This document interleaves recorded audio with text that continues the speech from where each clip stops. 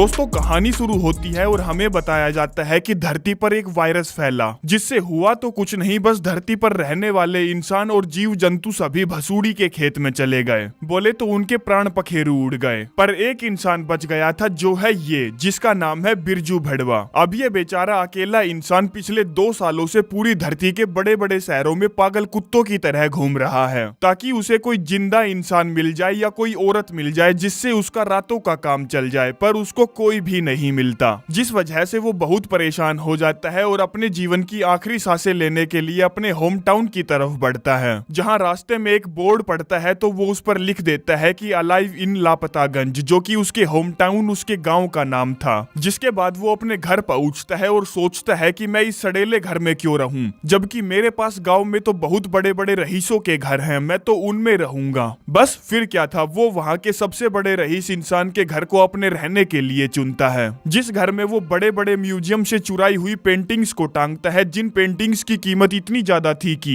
उनसे किसी भी स्टेट के 3 गांव खरीदे जा सकते थे, और तो और उन गांव में रहने वाले लोगों को भी खरीदा जा सकता था। बिरजू भड़वा इतना हरामी था कि वो इजिप्ट की रानी का ताबूत उठा लाया था, और तो और एक डायनासोर का सर भी उठा लाया था, जिसको वो अपनी डाइनिंग टेबल पर सजाता है। आगे रात में वो अपने बेड पर होता है, जहां वो ऊपर वाले से दबाकर हाथ गाड़ी चलाने के लिए माफी मांगता है, जो वो पिछले 2 सालों से चला रहा है। अब बिरजू बहुत शातिर था, तो वो माफी मांगने के साथ साथ ऊपर वाले से एक लोंडिया की डिमांड भी करता है, ताकि उसका इस धरती पर गुजारा हो सके। आगे सुबह हो जाती है और उसको हगने की तलब लगती है, तो वो कमोड को फ्लश करके देखता है, पर उसमें पानी नहीं था, जिस पर वो अपना पिछवाड़ा धोने के लिए 20-20 लीटर की बिस्लेरी उठा लाता है। आगे अब उस रईस के बच्चे को कुछ खाने के लिए चाहिए था, तो वो स्वैग में एक परचून की दुकान पर जाता है, जिसके दरवाजे को खोलने की बजाय वो उसे गोली से उड़ा देता है और अपनी बंदूक को फिर से अपने कच्छे में टाक लेता है। देख रहे हो दोस्तों लोंडे को, पता नहीं हमें ऐसी लाइफ जीने का कब मौका मिलेगा। थानोस ने चुटकी तो बजाई थी, पर काम बना नहीं। अब आप लोगों को लग रहा होगा कि वो सुसभ्य तरीके से सामान को ट्रॉली में डालेगा, पर नहीं, वो हर चीज को तहस नहस करता घूमता है और अपनी ट्रॉली को प्रोसेस फूड से भर देता है। तभी उसकी नजर एक ऐसी चीज पर पड़ती है जो उसकी जिंदगी बदल सकती थी, जो कि थी ये नीली मैगजीन, जिनको वो ठूस ठूस कर अपनी ट्रॉली में भरकर वहां से खिसक लेता है। आगे अब रात हो जाती है, जहां वो $10,000 की वाइन की बोतल खोलता है और ऊपर वाले को शुक्रिया अदा करता है। जिसके बाद वो वाइन की एक घूंट मारता है और ऊपर वाले से कहता है, देखो मैंने $400 की घूंट मार ली। अगले दिन बिरजू अपना टाइम पास करने के लिए घर के महंगे महंगे सामान को और मछलियों के टैंक को निस्तो नाबूद करता है, क्योंकि उसके पास करने के लिए कुछ भी नहीं था। अब इतना करने से भी उसको शांति नहीं मिलती, तो वो एक महंगी मस्टैंग को एक सस्ती गाड़ी से टकरवाकर विस्फोट करता है, और यही तो वो मजे हैं जो उसे चाहिए थे, क्योंकि वो बेचारा हाथ गाड़ी चला चला कर थक चुका था। अब एक आदमी कब तक हाथ गाड़ी चलाएगा यार। जो सब कुछ काफी महीनों तक चलता है और हम देखते हैं कि अब इस घर की हालत बिल्कुल खस्ता हो चुकी है, जो देखकर लग रहा है कि यहाँ कोई इंसान नहीं कबाड़ी रहता है। दरअसल वो इस घर को साफ इसलिए नहीं करता था क्योंकि ये घर उसके बाप का नहीं था, जो वो इसमें झाड़ू पोछा मारेगा। आगे हम बाहर देखते हैं, जहाँ वो एक रबड़ के पूल को दारू से भर देता है और उसी में नहाता है, उसी को पीता है, क्योंकि उसका जीवन बहुत ही कष्टमय तरीके से बीत रहा था, जिसको जीने के लिए उसको दारू की जरूरत थी।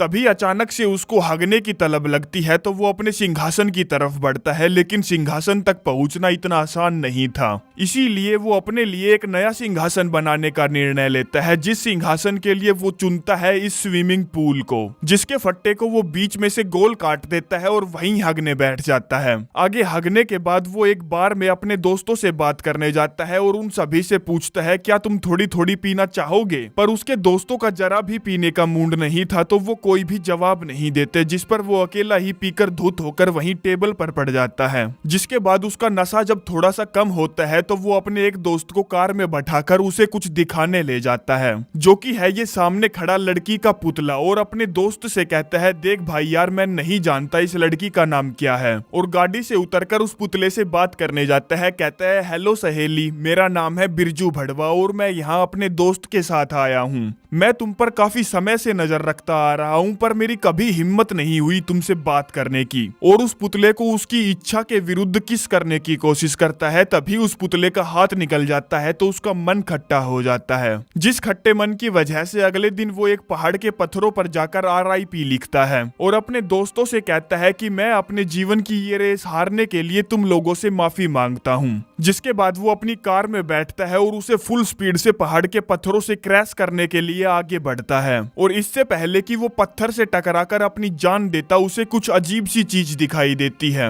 जिस वजह से वो खींच के ब्रेक मारता है। जो अजीब सी चीज ये पहाड़ों के बीच से उठता हुआ धुआं है, जिसका मतलब ये था कि जरूर कोई इंसान जिंदा बचा है। जिस पर वो फटाफट उस धुएं की दिशा में आगे बढ़ता है, जहां उसे एक लड़की के होने के सबूत मिलते हैं। जो सबूत ये पिंक कलर की बरा है, जिसे देखकर उसकी खुशी का ठिकाना नहीं रहता। तो वो उस बरा को सूंघने लगता है और वहीं बेहोश हो जाता है। आगे जब उसको होश आता है तो वो अपने आप को एक खूबसूरत हसीना के पल्लू के नीचे पाता है, जो उससे कहती है मुझे विश्वास नहीं हो रहा कि तुमने मुझे ढूंढ लिया, और उसे किस करने लगती है। जिसके बाद वो अपने असली वाले होश में आता है और देखता है कि एक लड़की उसको CPR दे रही है। और कमबख्त वो खूबसूरत तो बिल्कुल ही नहीं है, जिससे डरकर वो दूर हट जाता है और उससे पूछता है कि वो खूबसूरत लड़की कहाँ गई। जिस पर वो बदसूरत लड़की, जिसका नाम लाइलाज बीमारी है, उससे कहती है तुम बेहोश हो गए थे और तुमने अपने कच्छे में मूत दिया था और मैं तुम्हें CPR दे रही थी। बिरजू गुस्से में कहता है मैंने अपने कच्छे में नहीं मूता, ये पहले से ही गीला था।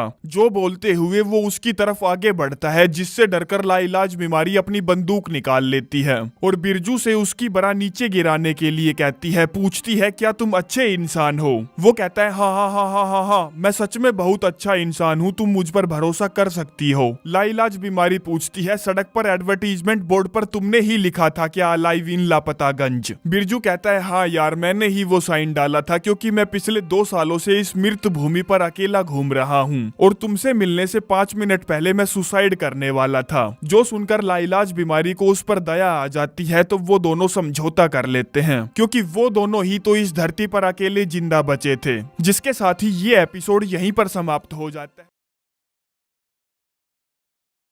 तो दोस्तों पिछले एपिसोड में हमने देखा कि एक बिरजू भड़वा नाम का शख्स इस पूरी धरती पर अकेला बचा है, जो देश विदेश घूमता है किसी इंसान या लड़की की तलाश में और वहां से वो महंगी महंगी कीमती पेंटिंग्स चुरा लाता है। अब वो बेचारा पिछले 2 सालों से अकेला धक्के खाते घूम रहा था, पर उसको बचाने के लिए कोई भी लड़की नहीं मिलती, तो वो मरने का निर्णय लेता है। जहाँ मरने से 5 मिनट पहले उसको एक लड़की मिलती है जिसका नाम है लाइलाज बीमारी, और यहीं से हमारे सेकंड एपिसोड की शुरुआत होती है। वो दोनों साथ में बैठकर कॉफी पी रहे हैं और अपना बिरजू भड़वा वैसे तो सारे दिन ऊपर वाले से एक लड़की की डिमांड करता था, पर अब जब उसे कोई मिल गई है तो वो कुछ खास खुश नहीं है, क्योंकि उसने ऊपर वाले से इस कचरे की डिमांड नहीं की थी। आगे वो लाइलाज बीमारी को अपना घर दिखाने ले जाता है, जहाँ वो स्टॉप सिग्नल को बिना रुके ही क्रॉस कर देता है। तो वो कहती है स्टॉप साइन पर तुम्हें रुकना चाहिए, प्लीज अगली बार ऐसा मत करना। वो कहता है सुनो बीमारी, स्टॉप साइन का काम होता है ट्रैफिक को कंट्रोल करना,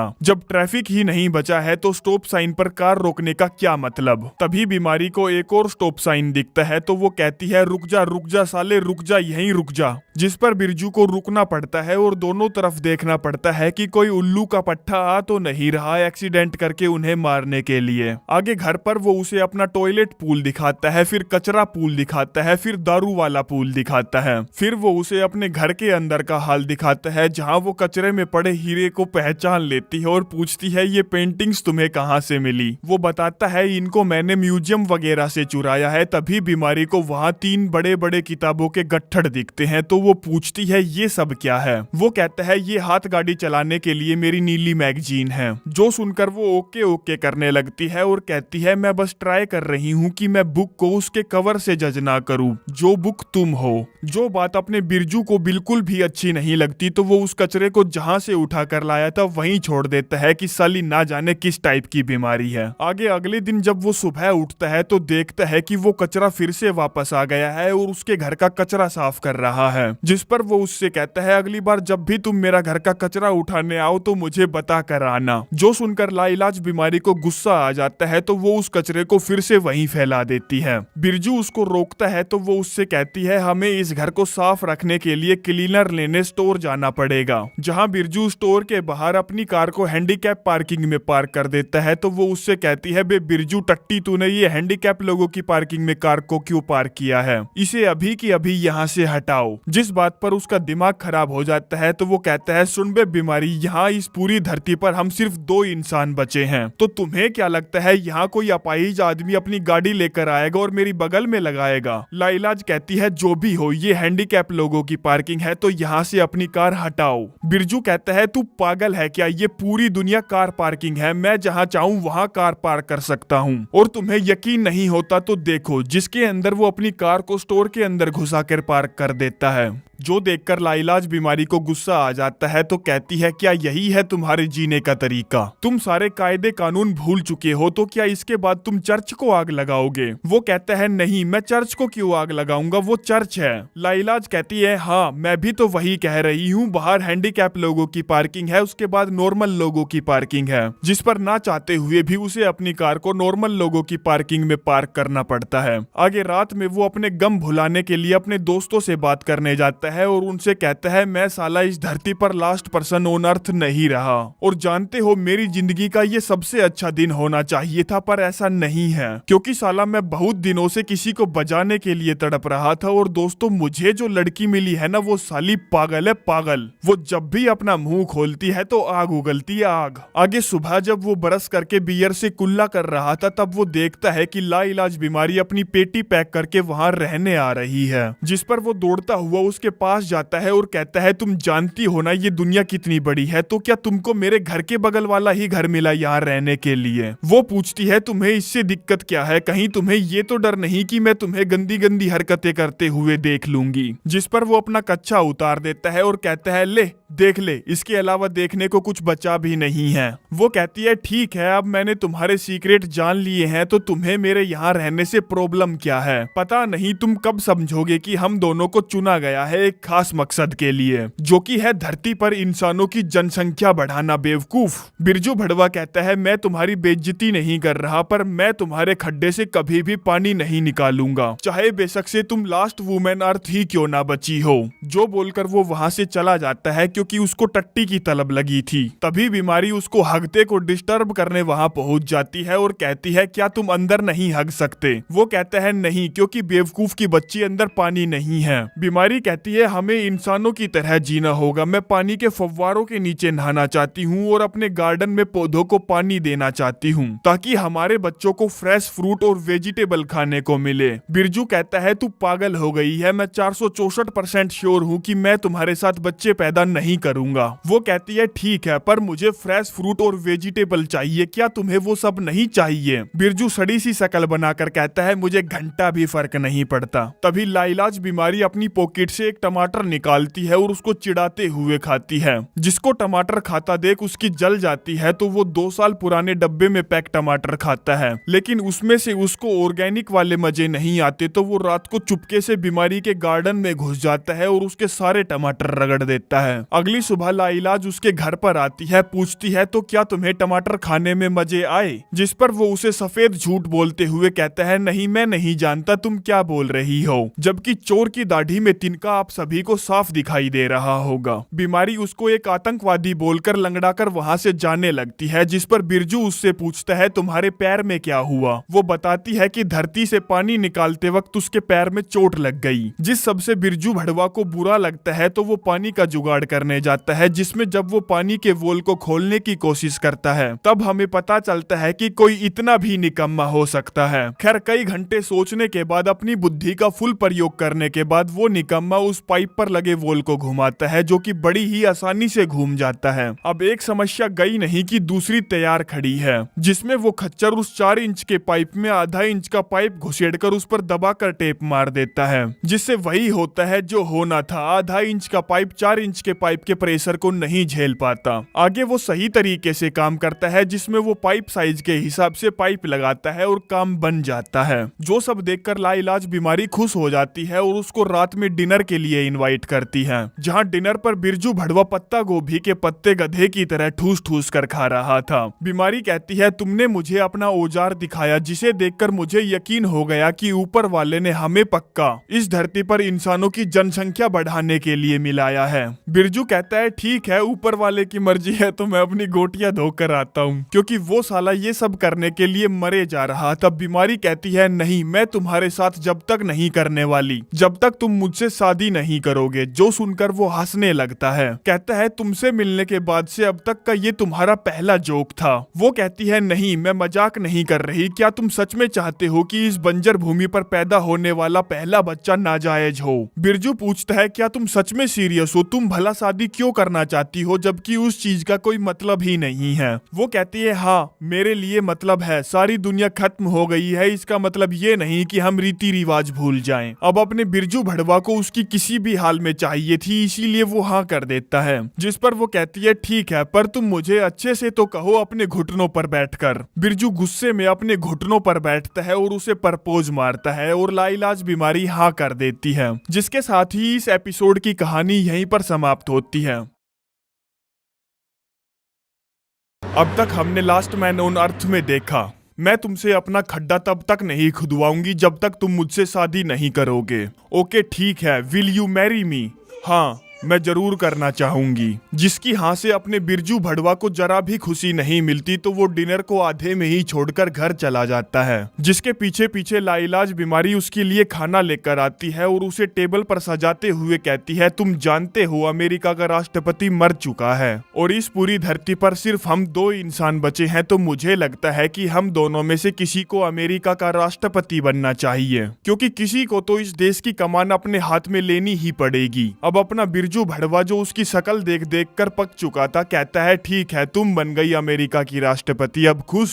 वो कहती है, नहीं, मैं नहीं बनना चाहती क्योंकि मुझे लोगों के बीच में भाषण देना नहीं आता। बिरजू कहता है, ठीक है, फिर मैं बन गया अमेरिका का राष्ट्रपति। वो कहती है, नहीं, ऐसे नहीं चलेगा, हमें वोट करनी होगी। जिसमें बिरजू खुद को वोट देता है और बीमारी भी उसी को वोट देती है, जिससे वो 2 वोटों से जीत जाता है और बन जाता है अमेरिका का नया राष्ट्रपति। जिसके बाद बीमारी राष्ट्रपति साहब को एक वॉकी टॉकी देती है ताकि वो दोनों आपस में एक दूसरे से बात कर पाए। और तो और वो वहां से जाते वक्त उससे ये कह जाती है कि शादी की अंगूठी लाना मत भूलना। अगले दिन लाइलाज बीमारी स्टोर से कुछ सामान लेने जाती है अपनी शादी की साजो सजावट के लिए। वहीं दूसरी तरफ अपना बिरजू बैचलर पार्टी एंजॉय कर रहा था, जिसमें वो बहुत सारे टिश्यू पेपर का पहाड़ बनाकर उसमें आग लगा देता है। फिर वो बहुत सारे पॉपकॉर्न को आग में भूनता है और सड़े सड़े कपड़े पहनकर चर्च पहुंचता है, जहां लाइलाज बीमारी ने चर्च को बहुत अच्छे से सजा रखा था और खुद भी वो अच्छे से तैयार होकर आई थी दुल्हन के कपड़ों में। अब पादरी तो था नहीं तो वो रिकॉर्डेड मंत्रों का उच्चारण लगा देती है, जिसमें जब रिंग पहनाने की बारी आती है तो बिरजू के पास रिंग थी ही नहीं, क्योंकि वो बेवकूफ रिंग चुरा कर लाना भूल गया था।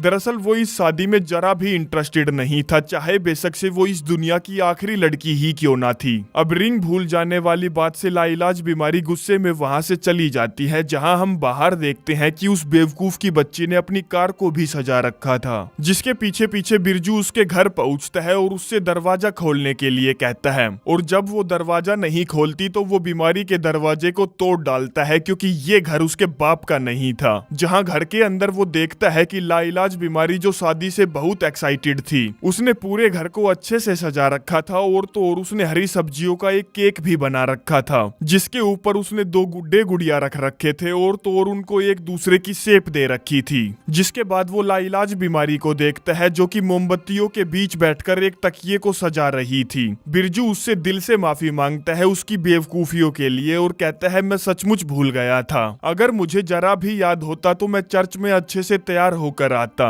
जिन सब बहानों को वो एक्सेप्ट कर लेती है और उसे माफ कर देती है और रात में वो दोनों अंगूठी लेने के लिए ज्वेलरी शॉप में जाते हैं, जहां से वो बहुत सारी अंगूठी चुरा लेते हैं, हैं जिनको एक एक करके बिरजू उसे पहना देता है और उससे शादी कर लेता है। अब शादी हो गई थी तो सुहागरात तो पक्की है, पर बिरजू का उसके साथ करने का जरा भी मन नहीं था क्योंकि वो अंदर बाहर करने से ज्यादा बातें करती थी। जबकि बिरजू पिछले 2 साल से यही सोचता आ रहा था कि उसको अगर किसी की मिल जाए तो वो उसकी फाड़ कर रख देगा, पर नहीं, यहाँ तो सारा खेल ही उल्टा था। अगले दिन लाइलाज बीमारी अपने हस्बैंड के साथ वो सारे काम करती है जो करने में उसके हस्बैंड बिरजू को बहुत मजे आते थे। जिस सब के बाद वो लाइलाज बीमारी को अपनी एक्स गर्लफ्रेंड से मिलवाता है जो उसकी बातों का जवाब नहीं देती तो वो उसे उठाकर बाहर फेंक देती है। आगे फुल तोड़फोड़ मचाकर वो दोनों अपने घर की तरफ जा ही रहे होते हैं कि तभी चौराहे पर उनकी कार एक लिमोजीन से टकरा जाती है। बिरजू फटाफट अपनी कार से उतरकर लिमोजीन की तरफ दौड़ता है ये देखने के लिए कि किसी को चोट तो नहीं लगी। जिस लिमो में से एक चिंकी बजवाले नाम की खूबसूरत लड़की उतरती है, जिसे देखकर अपने बिरजू के तो होश ही उड़ जाते हैं कि यार ये क्या गजब की चीज है। जिसके साथ ही ये एपिसोड यहीं पर समाप्त हो जाता है। अब तक हमने लास्ट मैन ऑन अर्थ में देखा बिरजू भड़वे की कार एक लिमोजीन से टकरा जाती है जिसमें से एक चिंकी बजवाले नाम की खूबसूरत लड़की उतरती है, जिसे देखकर तो उसके होश ही उड़ जाते हैं। जिसके बाद वो नई लड़की और अपना बिरजू कार की तरफ दौड़ते हैं कि कहीं बीमारी को कोई चोट तो नहीं लगी, जो उस नई लड़की को देखकर बहुत खुश हो जाती है, जिसको कार से निकालने के बाद वो कार से दूर हट जाते हैं और कार में ब्लास्ट हो जाता है, जिस वजह से उन दोनों को चिंकी बजवाले की कार से अपने घर जाना पड़ता है, जहां कार में बिरजू उसे घूरे जा रहा था और उसको इम्प्रेस करने के लिए उसकी हर छोटी छोटी बात पर खिलखिलाकर हंस रहा था। चिंकी कहती है मैं यहाँ एक बोर्ड पर अलाइव इन लापता गंज पढ़कर 2 हफ्ते पहले यहाँ पहुंची थी किसी जिंदा इंसान की तलाश में, पर मुझे कुत्ते का गू भी नहीं मिला। जो सुनकर बिरजू के तो होश ही उड़ जाते हैं क्योंकि वो यहाँ लाइलाज बीमारी से पहले पहुंची थी, पर उसकी किस्मत खराब होने की वजह से वो उससे नहीं मिल पाया और सोचता है कि मैंने कितनी बड़ी बेवकूफी कर दी, मुझे उस बोर्ड के नीचे अपना एड्रेस भी लिखना चाहिए था ताकि चिंकी बजवाले उसे पहले मिलती और उसे लाइलाज बीमारी से शादी नहीं करनी पड़ती। इतने में बीमारी चिंकी को बता देती है कि हमने 1 हफ्ते पहले ही शादी कर ली, जो सुनकर वो चौंक जाती है कि यार तुम लोग तो बहुत फास्ट निकले। अब ये शादी वाली बात बिरजू को जरा भी पसंद नहीं आती और इससे पहले कि बीमारी उसको कुछ और बताती वो बीच वाली खिड़की को बंद कर देता है। जिसके बाद कुछ ही देर में वो घर पहुंच जाते हैं जहां चिंकी उसके घर पर महंगी महंगी पेंटिंग्स देखती है तो कहती है वाह सच में बहुत कमाल की पेंटिंग्स है। तभी बीमारी फिर से मैदान में कूद पड़ती है, कहती है ये सारी पेंटिंग्स बिरजू ने चुराई है, उसकी है नहीं। चिंकी कहती है चोरी किस बात की जब इस पूरी धरती पर हम सिर्फ 3 ही बचे हैं तो, और कहती है मैं थक गई हूँ, मुझे रेस्ट की जरूरत है। बिरजू कहता है तो तुम मेरे घर पर क्यों नहीं आराम कर लेती, हम दोनों एक साथ बैठकर खूब बातें करेंगे और खूब मजे करेंगे। तभी लाइलाज बीमारी कहती है मैं होती तो इसके घर में बिल्कुल भी नहीं रुकती क्योंकि बिरजू इस घर के पूल को हगने के लिए यूज करता है। वो बीमारी से कहता है यार ये अभी तो आई है, ये सब बताना उसको ठीक नहीं। बीमारी कहती है पर तुमने तो सबसे पहले मुझको अपना टॉयलेट पूल ही दिखाया था। चिंकी कहती है ठीक है मैं उस पूल में नहीं जाऊंगी और अपने लिए एक नया घर ढूंढने का निर्णय लेती है, जिस पर वो दोनों उसे डिनर के लिए इनवाइट करते हैं और चिंकी हाँ कर देती है। तभी लाइलाज उसे गले से लगा लेती है और बिरजू जो कोई भी मौका नहीं जाने देना चाहता था मैदान में कूद पड़ता है और जबरदस्ती पीछे से चिपकने लगता है। शाम के टाइम जब डिनर की तैयारियां की जा रही थी तभी बिरजू वहां अपनी दाढ़ी सफा चट करके उनके सामने आता है, जो देखकर लाइलाज बीमारी चौंक जाती है कि जब उसने कहा था तब तो उसने अपनी दाढ़ी नहीं काटी थी और अब बिना बात को ही उड़ा दी। दरअसल वो चिंकी बजवाले को बजाने की हर नामुमकिन कोशिश कर रहा था, इसलिए उसे ये कदम उठाना पड़ा। आगे वो तीनों डाइनिंग टेबल पर होते हैं जहां बिरजू चिंकी को घूरे जा रहा था और अपने आप को कोसे जा रहा था कि उसने ये अनमोल रतन कैसे जाने दिया। जिसके बाद वो उससे उसका लास्ट नेम पूछता है और उसकी दबाकर तारीफें करता है। फिर वो उससे उसका शहर का नाम पूछता है तो फिर से दबाकर तारीफें करता है और तो और वो उसकी सारी बातों को हाँ करता है, जैसे कि उसकी फेवरेट मूवी भी इसकी फेवरेट है, उसकी फेवरेट कार इसकी भी फेवरेट है, उसका फेवरेट फूड इसका भी फेवरेट है और ना जाने क्या क्या, ताकि चिंकी को लगे कि उन दोनों के बीच में कोई रूहानी कनेक्शन है। आगे डिनर खत्म होने के बाद बीमारी बिरजू को उसके खेत में मजदूरी करने के लिए बुलाती है। अब बिरजू, जिसका उसके खेत में मजदूरी करने का जरा भी मन नहीं था, वो बहाना लगा देता है कि उसके पेट में दर्द है। लाइलाज पूछती है, तुम मुझे एक बात बताओ, कहीं तुम चिंकी बजवाले से आकर्षित तो नहीं हो ना? वो कहता है, सच बताऊं तो नहीं, जो बोलकर वो सोने चला जाता है। तभी आधी रात में उसके बेडरूम में चिंकी बजवाले अपनी बजवाने आती है, जिसको देखकर वो लार टपकते कुत्ते की तरह उसके पीछे पीछे जाता है, जहां कमोड पर बैठी हुई उसे बीमारी दिखती है, जिसे देखकर उसकी नींद उड़ जाती है। अगली सुबह चिंकी बिरजू से मिलने आती है, जहां वो देखती है कि बिरजू भड़वा एक्सरसाइज कर रहा है, जो कि उसने आज से पहले कभी नहीं की थी। दरअसल वो चिंकी को अपनी बॉडी दिखाकर पटाना चाहता था, इसलिए वो ये काले कांड कर रहा था। चिंकी कहती है, क्या तुम मेरे साथ एक बार बाहर तक चलोगे? जहां हम एक कार देखते हैं जिस पर गिफ्ट वाला रिबन लगा हुआ था। चिंकी पूछती है, ये सब क्या है? वो कहता है, ये मेरी गलती का तोहफा है, क्योंकि मैंने तुम्हारी लिमोजीन को जो टक्कर मार दी थी। वो कहती है, नहीं, तुम्हें ये सब करने की कोई जरूरत नहीं थी। तभी बीमारी जोर जोर से चिल्लाकर उसे अपने पास बुलाती है और पूछती है, क्या तुमने चिंकी को एक नई कार गिफ्ट की है? वो कहता है, हाँ, क्योंकि मैंने उसकी लीमो को जो टक्कर मार दी थी। बीमारी पूछती है, भड़वे साले, तेरे पास अब ये सब करने का टाइम कहां से आ गया? जबकि मैं तुझे 100 बार बोल चुकी हूँ कि मेरा दरवाजा ठीक कर दे, उसके लिए तो तेरे पास टाइम नहीं है। वो कहता है, देख यार, ये दरवाजा टूट चुका है, इसका अब कुछ नहीं हो सकता, तो क्यों ना तुम अपने लिए एक नया घर ढूंढ लो। बीमारी कहती है, कोई चीज टूट गई है, इसका मतलब ये नहीं कि हम उसे उठाकर कचरे में फेंक दे। मुझे नहीं पता तुम मेरा दरवाजा ठीक करोगे कैसे भी। आगे बीमारी चिंकी को अपनी शादी की फोटो दिखाती है, जो उसने खुद ड्रॉ की थी। चिंकी पूछती है, तुम दोनों की शादी हो चुकी है, तो तुम दोनों एक साथ एक ही घर में क्यों नहीं रहते? वो कहती है, नहीं, मैं उसके साथ नहीं रह सकती, वो गंदा है। मैंने बस उससे शादी इस धरती पर इंसानों की जनसंख्या बढ़ाने के लिए की, ताकि हमसे पैदा होने वाले बच्चे नाजायज ना कहलाएं। वहीं बिरजू जब दरवाजा ठीक कर रहा होता है, तभी चिंकी उसके पास आती है, जिसे देखकर वो साला एक्सपर्ट होने का दिखावा करता है और हैमर को अपने ही हाथ पर दे मारता है और ऐसे दिखाता है कि उसको बिल्कुल भी चोट नहीं लगी। चिंकी कहती है, मेरे पास एक जनरेटर है जिससे हम बियर ठंडी करके पी सकते हैं, तो शाम को बीमारी को लेकर मेरे घर आ जाना। लेकिन वो साला अकेले ही ठंडी ठंडी बियर पीने चला जाता है और उससे कहता है कि लाइलाज बीमारी की तबीयत खराब है, वो नहीं आ सकती। जबकि इस साले ने बीमारी को बताया ही नहीं कि चिंकी ने दोनों को बियर पीने के लिए इनवाइट किया है। जिस बात को छुपाने के लिए वो चिंकी से कहता है, तुम उसको मत बताना कि मैं तुम्हारे साथ बियर पीने आया हूँ, क्योंकि उसको बुरा लगेगा कि मैं उसका बीमारी के समय में साथ ना देकर यहाँ ठंडी बियर पी रहा हूँ। चिंकी कहती है, ठीक है, मैं नहीं बताऊंगी, और कहती है, जब मैं तुम दोनों से मिली थी तब मुझे बीमारी देखते ही पसंद आ गई थी, पर तुम मुझे कुछ खास पसंद नहीं आए थे, क्योंकि तुम्हारे अंदर से एक अलग ही टाइप की फ्रॉड वाली फीलिंग आ रही थी। पर जब तुमने अपनी सिचुएशन के बारे में मुझे बताया कि तुम 2 सालों से अकेले घूम रहे थे और मरने की तैयारी कर रहे थे, तब मुझे एहसास हुआ कि मैं तुम्हें गलत समझ रही थी। I am sorry. जो सारी बातें करते वक्त वो दबाकर बियर पिए जा रहे थे तो उन्हें चढ़ जाती है, जिस पर चिंकी बजवाले कहती है, मैं पिछले 2 साल से किसी मर्द की तलाश में घूम रही हूँ, जिसको मैं ये बता सकूं कि मैं अंदर से भूखी हूँ, मुझे सच में जरूरत है कि कोई मुझे किस करे और मेरी लपेट लपेट कर मारे। बिरजू कहता है, हाँ, मैं जानता हूँ, ये सब नेचुरल है, कोई बड़ी बात नहीं है। वो कहती है, मैं तुम्हारे लिए खुश हूँ क्योंकि तुम बीमारी के साथ हो। मैं मानती हूँ कि तुम दोनों के बीच में सब कुछ सही नहीं है, पर एटलीस्ट तुम दोनों एक दूसरे के साथ तो हो, जिस सब की मैं इज्जत करती हूँ। जो सब सुनकर बिरजू उसे बताना चाहता था कि वो बीमारी से जरा भी खुश नहीं है, उसे तो बस तेरी जैसी होट माल की तलाश थी, और उसे मिला क्या?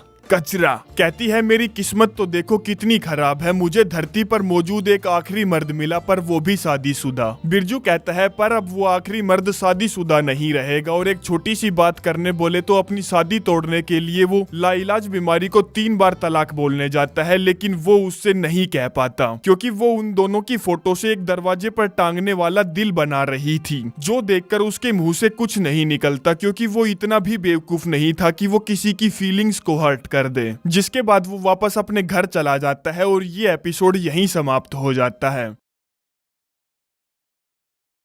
अब तक हमने लास्ट मैन ऑन अर्थ में देखा चिंकी बजवाले बिरजू को अपने दिल की फीलिंग बताती है, जो सुनकर वो बीमारी को 3 बार तलाक बोलने जाता है पर वो नहीं बोल पाता। वहीं दूसरी तरफ हम एक ODR8 को देखते हैं, जिसका मतलब ये था कि एक इंसान और है जो इस धरती पर जिंदा बचा है। जो इंसान अपने बिरजू का बोर्ड पर लिखा हुआ अलाइव इन लापतागंज पढ़ता है और उस तरफ निकल पड़ता है। रात के टाइम वो तीनों जो अपने आप को इस धरती के आखिरी बचे इंसान सोच रहे थे, इंजॉय कर रहे थे। बीमारी चिंकी बजवाले को बताती है कि बिरजू ने उससे शादी से पहले कहा था कि अगर वो धरती पर आखिरी बची फीमेल भी हुई ना, तो भी वो उसके खेत में अपना ट्रैक्टर नहीं चलाएगा। जिसके 2 दिन बाद ना जाने क्या हुआ कि सब बदल गया और हम दोनों ने शादी कर ली जनसंख्या बढ़ाने के लिए। तभी उनकी ड्रिंक्स खत्म हो जाती है तो बीमारी और बोतल लेने जाती है। तभी बिरजू चिंकी से कहता है, तो क्या प्लान है तुम्हारा उस बारे में जो तुमने कहा था कि तुम अंदर से भूखी हो, किसी को अपनी देना चाहती हो। चिंकी कहती है, मैं उन बातों के लिए शर्मिंदा हूँ, मैंने वो सब नशे में कहा था और कहीं तुमने वो वाली बात लाइलाज बीमारी को तो नहीं बता दी। वो कहता है, टेंशन नोट, हम दोनों के सीक्रेट हम दोनों तक ही रहेंगे। चिंकी कहती है, हाँ इसीलिए ही तो मैं तुम्हारी इज्जत करती हूँ, क्योंकि तुम सीक्रेट को संभाल कर रख सकते हो और तुम्हें अपनी शादीशुदा लाइफ की बहुत परवाह है। जो सुनकर उसको बुरा लगता है कि यार मैं तो इस पर लट्टू हुआ जा रहा हूँ और ये मुझे जबरदस्ती उसके साथ चिपकाई जा रही है। तब तक लाइलाज बीमारी ड्रिंक्स लेकर वापस आ जाती है और चिंकी से कहती है, हमें अब जाना होगा खेत में ट्रैक्टर चलाने के लिए, क्योंकि धरती पर इंसानों की जनसंख्या बढ़ाने की जिम्मेदारी जो है हम पर। जहाँ घर पर बिरजू को वो बात बुरी लगी थी तो वो उससे कहता है, तुम्हें ये बात चिंकी के सामने बोलने की क्या जरूरत थी। लाइलाज बीमारी जो उसकी एक नहीं सुनती वहीं बेड पर लेट जाती है, कहती है चलो खुदाई शुरू करते हैं क्योंकि हमें ज्यादा से ज्यादा बच्चे पैदा करने हैं। जिसके बाद अगले दिन हम देखते हैं बिरजू अपने दोस्तों से बात कर रहा है कि यार मैं सच में पॉपुलेशन बढ़ाना चाहता हूँ, पर ये काम और भी जल्दी हो सकता है अगर मैं उन दोनों फीमेल को प्रेग्नेंट कर दूं तो। जिस पर उसके दोस्त उसको कोई सलाह नहीं देते कि साले तेरे मन में जो आए वो कर, हमें मत पका बस। आगे वो अपने इस प्लान को लेकर सीधा चिंकी बजवाले के पास जाता है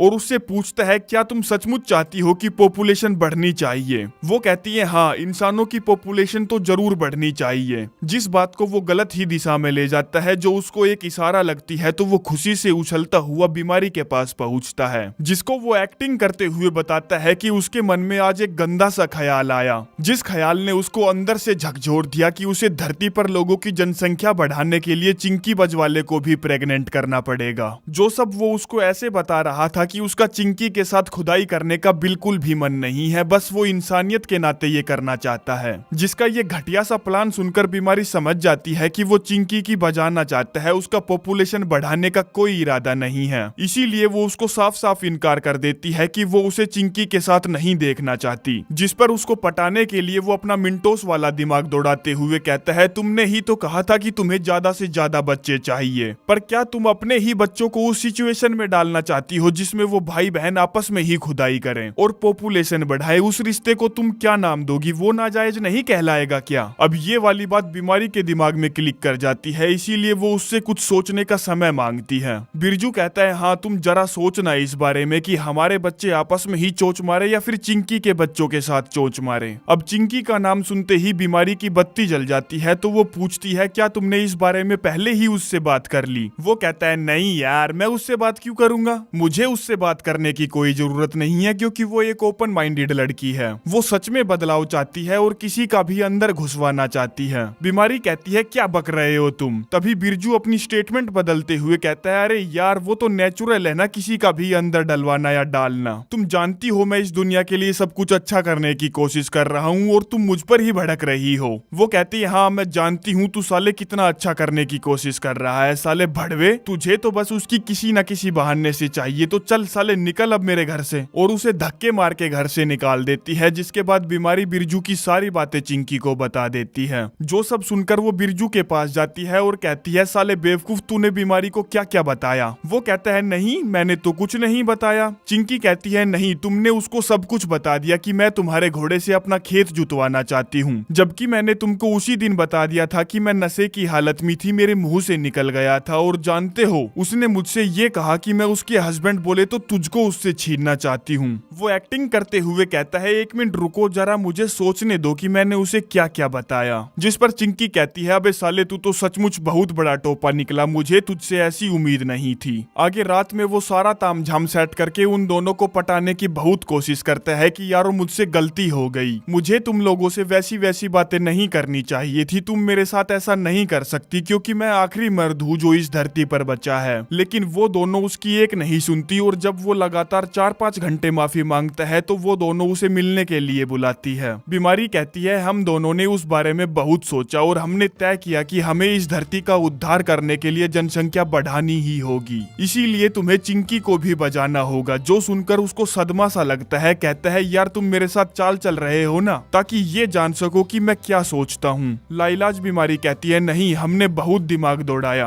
और हम नहीं चाहते कि मेरे और तुम्हारे बच्चे आपस में ही खुदाई करें, जबकि अच्छा तो यही रहेगा कि मेरे और तुम्हारे बच्चे चिंकी के बच्चों के साथ खुदाई करें, ताकि नाजायज नाम के शब्द को हम अपनी सभ्यता से निकाल सके। बिरजू, जिसको बहुत जल्दी थी, कहता है तुम सही कह रही हो, मैं तैयार हूँ, चलो करते हैं। बीमारी कहती है, रुक जा बे साले, रुक जा बेवकूफ, हमने एक रूल भी बनाया है जिसके अंदर पूरे महीने में सिर्फ तुम्हें चिंकी की बजाने को 3 बार मिलेगी, जिसमें तुझे इसके साथ करने में मजे नहीं आने चाहिए, और जब ये प्रेग्नेंट हो जाएगी तो तुम्हारा इसके साथ कोई भी फिजिकल रिलेशन नहीं होगा। वो कहता है, हाँ मैं तुम्हारे सारे रूल अच्छे से समझ गया और सच बताऊं तो मैं इन रूल की इज्जत करूंगा, ये सारा काम मेरे लिए एक जॉब से ज्यादा कुछ नहीं होगा। और दौड़ते हुए अपने घर जाता है, जहाँ वो तकिए के पीछे जोर जोर से चिल्लाता है कि वाह मजे आ गए, मजे आ गए। अगली सुबह लाइलाज बीमारी बिरजू के घर आती है और उसे ड्राई फ्रूट देते हुए कहती है, इनको खाकर जाना ताकि तुम्हारा माल गाढ़ा निकले और वो जल्दी प्रेग्नेंट हो जाए, और याद रखना कि तुम ये सब सिर्फ इंसानियत की भलाई के लिए कर रहे हो। जिसके बाद हम रात के समय देखते हैं कि वो चिंकी बजवाले को एक सुनसान सी जगह ले जाता है, जहाँ उसने खुले आसमान के नीचे एक बेड को बहुत अच्छा सजा रखा था,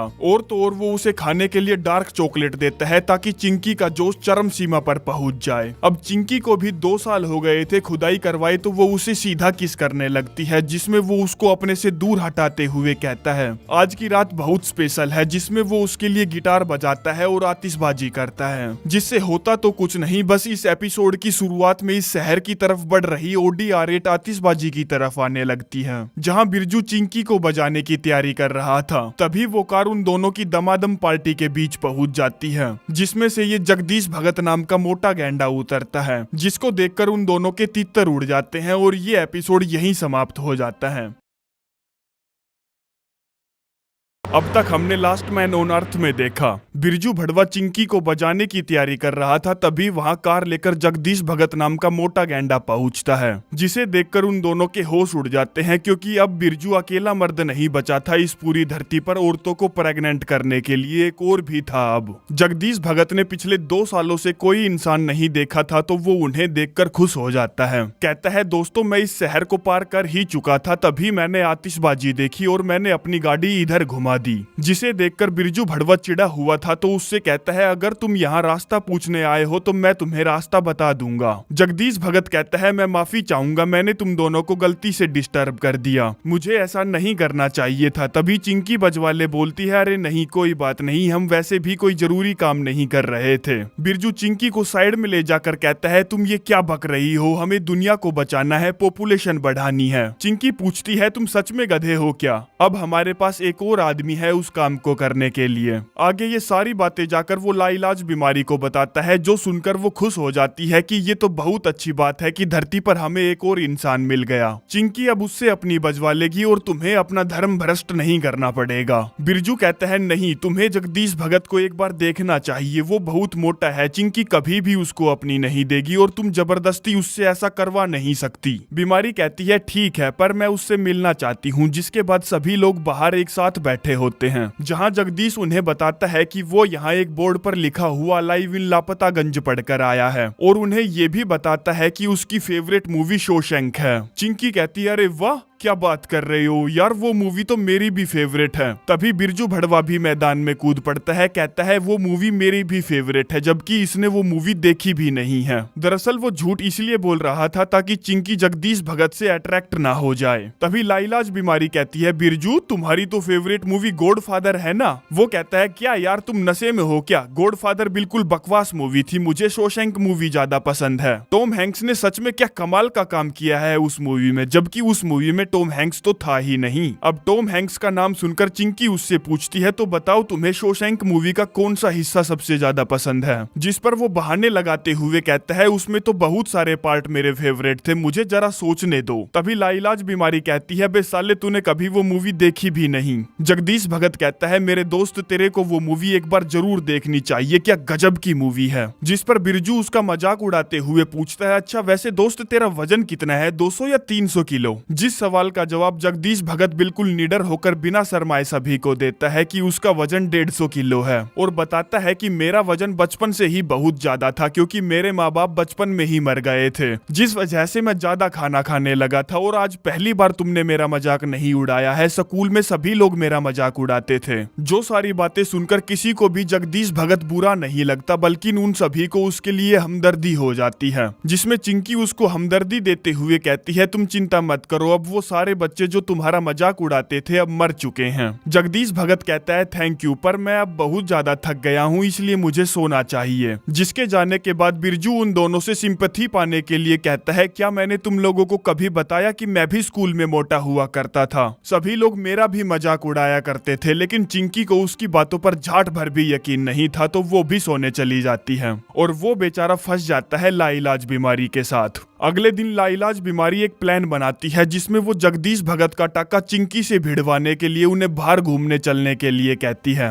और खुद बहाना लगा देती है कि वो नहीं जा सकती, तुम दोनों चले जाओ, उसकी तबीयत खराब है। बिरजू कहता है, ठीक है तो मैं चलूंगा तुम्हारे साथ। बीमारी कहती है, भला तुम कैसे पति हो, अपनी बीमार पत्नी को यहाँ छोड़कर जाओगे। जिस वजह से ना चाहते हुए भी बिरजू को उसके साथ रुकना पड़ता है, और वो दोनों घूमने चले जाते हैं, जहाँ वो दोनों खूब इंजॉय करते हैं, और बिरजू भड़वा जिसकी जली पड़ी थी उन दोनों पर नजर रखता है। आगे वो दोनों एक गेम खेलते हैं, जिसमें उन्हें टॉफियां चूसकर उनका स्वाद बताना था बिना देखे। जो सब कुछ बिरजू भी वहीं छुपकर देख रहा था, कह रहा था कि प्लीज चिंकी इस मोटे के प्यार में मत पड़ना, पर लेकिन प्यार की शुरुआत तो हो चुकी थी। बिरजू जाकर बीमारी से मिलता है, जहाँ उसे पता चलता है कि वो उन दोनों को फिर से अकेले बाहर भेजने वाली है, जिस बात के वो सख्त खिलाफ था। तो कहता है, तुम ये सब करना बंद करोगी, क्योंकि तुम गलत कर रही हो। बीमारी कहती है, नहीं मैं नहीं बोल रही हूँ उन्हें फिर से बाहर जाना चाहिए, बल्कि चिंकी ने ही जगदीश भगत से पूछा था। जो सुनकर बिरजू के होश उड़ जाते हैं कि चिंकी तो उसके हाथ से गई। कहता है, तो हमें भी उन्हें ज्वाइन करना चाहिए, क्योंकि हमें देखना है कि सब कुछ प्लान के हिसाब से सही चल रहा है या नहीं। जो सुनकर बीमारी उन दोनों के साथ चलने के लिए मान जाती है, जहाँ बिरजू फिर से जगदीश का मजाक उड़ाते हुए कहता है कि चलो ना कपड़े उतार कर टेनिस खेलते हैं, बहुत मजा आएगा। अब जगदीश फिर से वही बिना शर्माए बिना सोचे कपड़े उतार देता है, और बिरजू चिंकी की शक्ल देखता है कि उसे जगदीश का शरीर गंदा लगा कि नहीं, पर पूरा का पूरा प्लान उल्टा पड़ जाता है। चिंकी पूछती है, जगदीश भगत तुम्हारे पेट पर ये कट का निशान कैसा है, क्या हुआ था तुम्हारे साथ। वो कहता है, मैंने किडनी डोनेट की थी अपने सौतेले भाई को, लेकिन उसके शरीर को वो किडनी रास नहीं आई तो वो मर गया। जो बोलकर वो भावुक हो जाता है और एक कोने में रोने चला जाता है, जिसके पीछे पीछे चिंकी भी जाती है। अब बिरजू, जिसको हर किसी के फटे में टांग अड़ाने की आदत थी, तो वो भी जाकर देखता है कि चिंकी जगदीश भगत को चुप कराने के बहाने उसे चूसने में लगी है। तभी लाइलाज बीमारी भी वहां आ जाती है, कहती है, बिरजू तुम कैसे जानते थे कि जगदीश ने अपने भाई को किडनी डोनेट की है, सचमुच तुमने बहुत कमाल का काम किया है उन दोनों को मिलवाकर। वो कहता है, मैं नहीं जानता था, बस मेरी किस्मत खराब थी। आधी रात में बिरजू चिंकी के घर जाता है, उसे जगदीश के खिलाफ भड़काने के लिए। कहता है, तुम जानती हो बचपन में मेरे बहुत सारे दोस्त मोटे हुआ करते थे,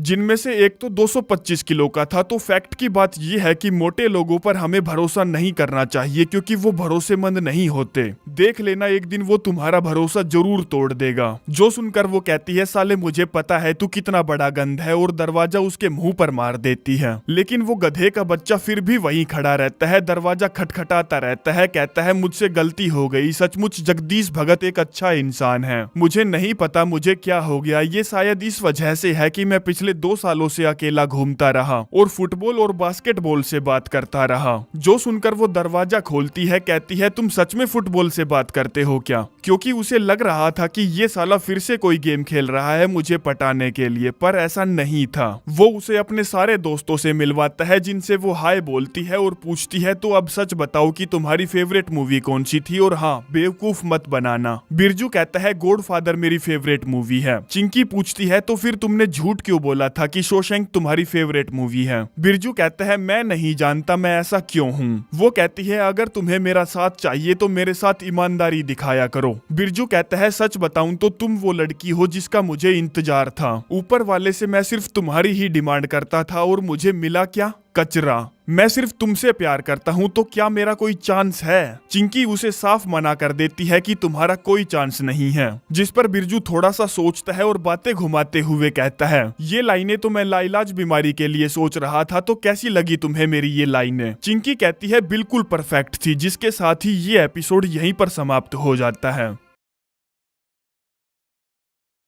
अब तक हमने लास्ट मैन ऑन अर्थ में देखा मैं तुमसे प्यार करता हूँ, मैंने ऊपर वाले से सिर्फ तुम्हारी ही मांग की थी, तो क्या कोई चांस है मेरा? नहीं, तुम्हारा कोई चांस नहीं है। अरे यार ये लाइनें तो मैंने लाइलाज बीमारी के लिए लिखी थी, तो कैसी लगी तुम्हें ये लाइनें? हाँ ये सचमुच कमाल की हैं। अगले दिन जब बिरजू भड़वा अपने पूल में टट्टी कर रहा था तभी वहाँ बीमारी पहुंचती है और कहती है तुम्हें अपना पूल साफ करना चाहिए क्योंकि तुम्हारे पूल की बदबू से पड़ोस में रहने वाले लोगों को परेशानी हो रही है। जिस पर बिरजू अपने पूल को साफ करने से साफ साफ मना कर देता है क्योंकि उसको यहीं पर टट्टी करने में मजे आते थे। आगे वो जगदीश भगत से मिलने जाता है जहां वो बाहर बैठकर प्रकृति के मजे ले रहा था और बहुत खुश नजर आ रहा था। बिरजू उससे पूछता है कल यार चिंकी के घर से पूरी रात गाने बजने की आवाजें आ रही थी, तो क्या बता सकते हो तुम क्या चल रहा था वहाँ? जगदीश उसको शुरू में तो बताने से मना करता है, लेकिन बिरजू जब उससे बार बार पूछता है तो वो उसे बता देता है कि उसने चिंकी की कल पूरी रात बजाई। जो सुनकर बिरजू को बहुत बुरा लगता है, पर वो ऐसे दिखाता है कि वो कितना खुश है। तभी वहाँ चिंकी भी आ जाती है और जगदीश भगत से कहती है मुझे घर पर तुम्हारी मदद चाहिए। बिरजू कहता है अरे मैं कर देता हूँ ना मदद।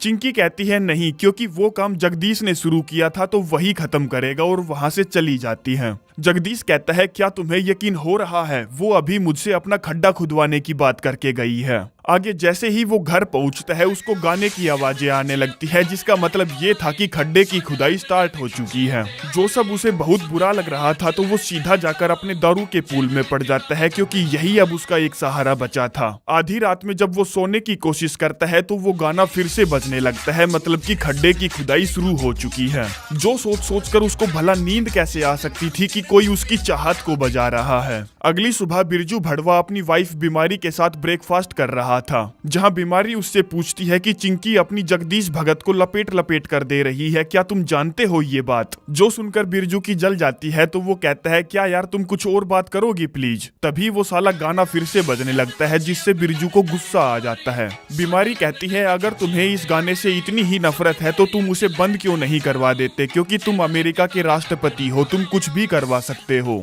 बस फिर क्या था, अब राष्ट्रपति पर बात आ गई थी तो एक कॉन्फ्रेंस बुलाई जाती है जिसमें वो सभी को एक शिकायत दर्ज करने वाला बोर्ड दिखाता है। कहता है अपनी पूरी सोसाइटी की कंप्लेन यहाँ लिखी जाएगी और सबसे पहला प्रस्ताव मैं रखता हूँ कि तुम दोनों को कबड्डी खेलते वक्त अपने गाने को बंद रखना होगा क्योंकि पूरी सोसाइटी को उससे प्रॉब्लम होती है। चिंकी कहती है मैं और जगदीश भगत जो भी करते हैं तुम्हारा उससे क्या लेना देना, अपने काम से काम रखो। बिरजू अपनी वाइफ से पूछता है क्या ये नहीं जानती कि मैं अमेरिका का नया राष्ट्रपति हूँ? वो कहती है ये तो सचमुच बेवकूफी है, मजाक चल रहा है क्या? बिरजू कहता है क्या बेवकूफ तूने कभी डेमोक्रेसी के बारे में नहीं सुना क्या? अगर नहीं सुना तो ये वही है। जिसके बाद वोट की जाती है कि कौन कौन कबड्डी खेलते वक्त गाने बजाने के खिलाफ है, जिसमें कोई भी वोट नहीं करता सिर्फ उसे छोड़कर, इसीलिए वो शिकायत वहीं दब जाती है। तभी बीमारी एक मुद्दा उठाती है कि कौन कौन मेरी बात से सहमत है कि बिरजू को यानी कि अपने देश के राष्ट्रपति को अपना टट्टी वाला स्विमिंग पूल साफ करना चाहिए, जिसमें इस मुद्दे को तुरंत ही 3 वोट मिल जाती है, जिसका मतलब ये था कि अब राष्ट्रपति को अपना टॉयलेट साफ करना ही पड़ेगा। जिसके बाद वो दोनों लव बर्ड फिर से अपना गेम बजाने चले जाते हैं। अगली सुबह हम देखते हैं कि बिरजू ने एक कीटाणु सूट पहन रखा है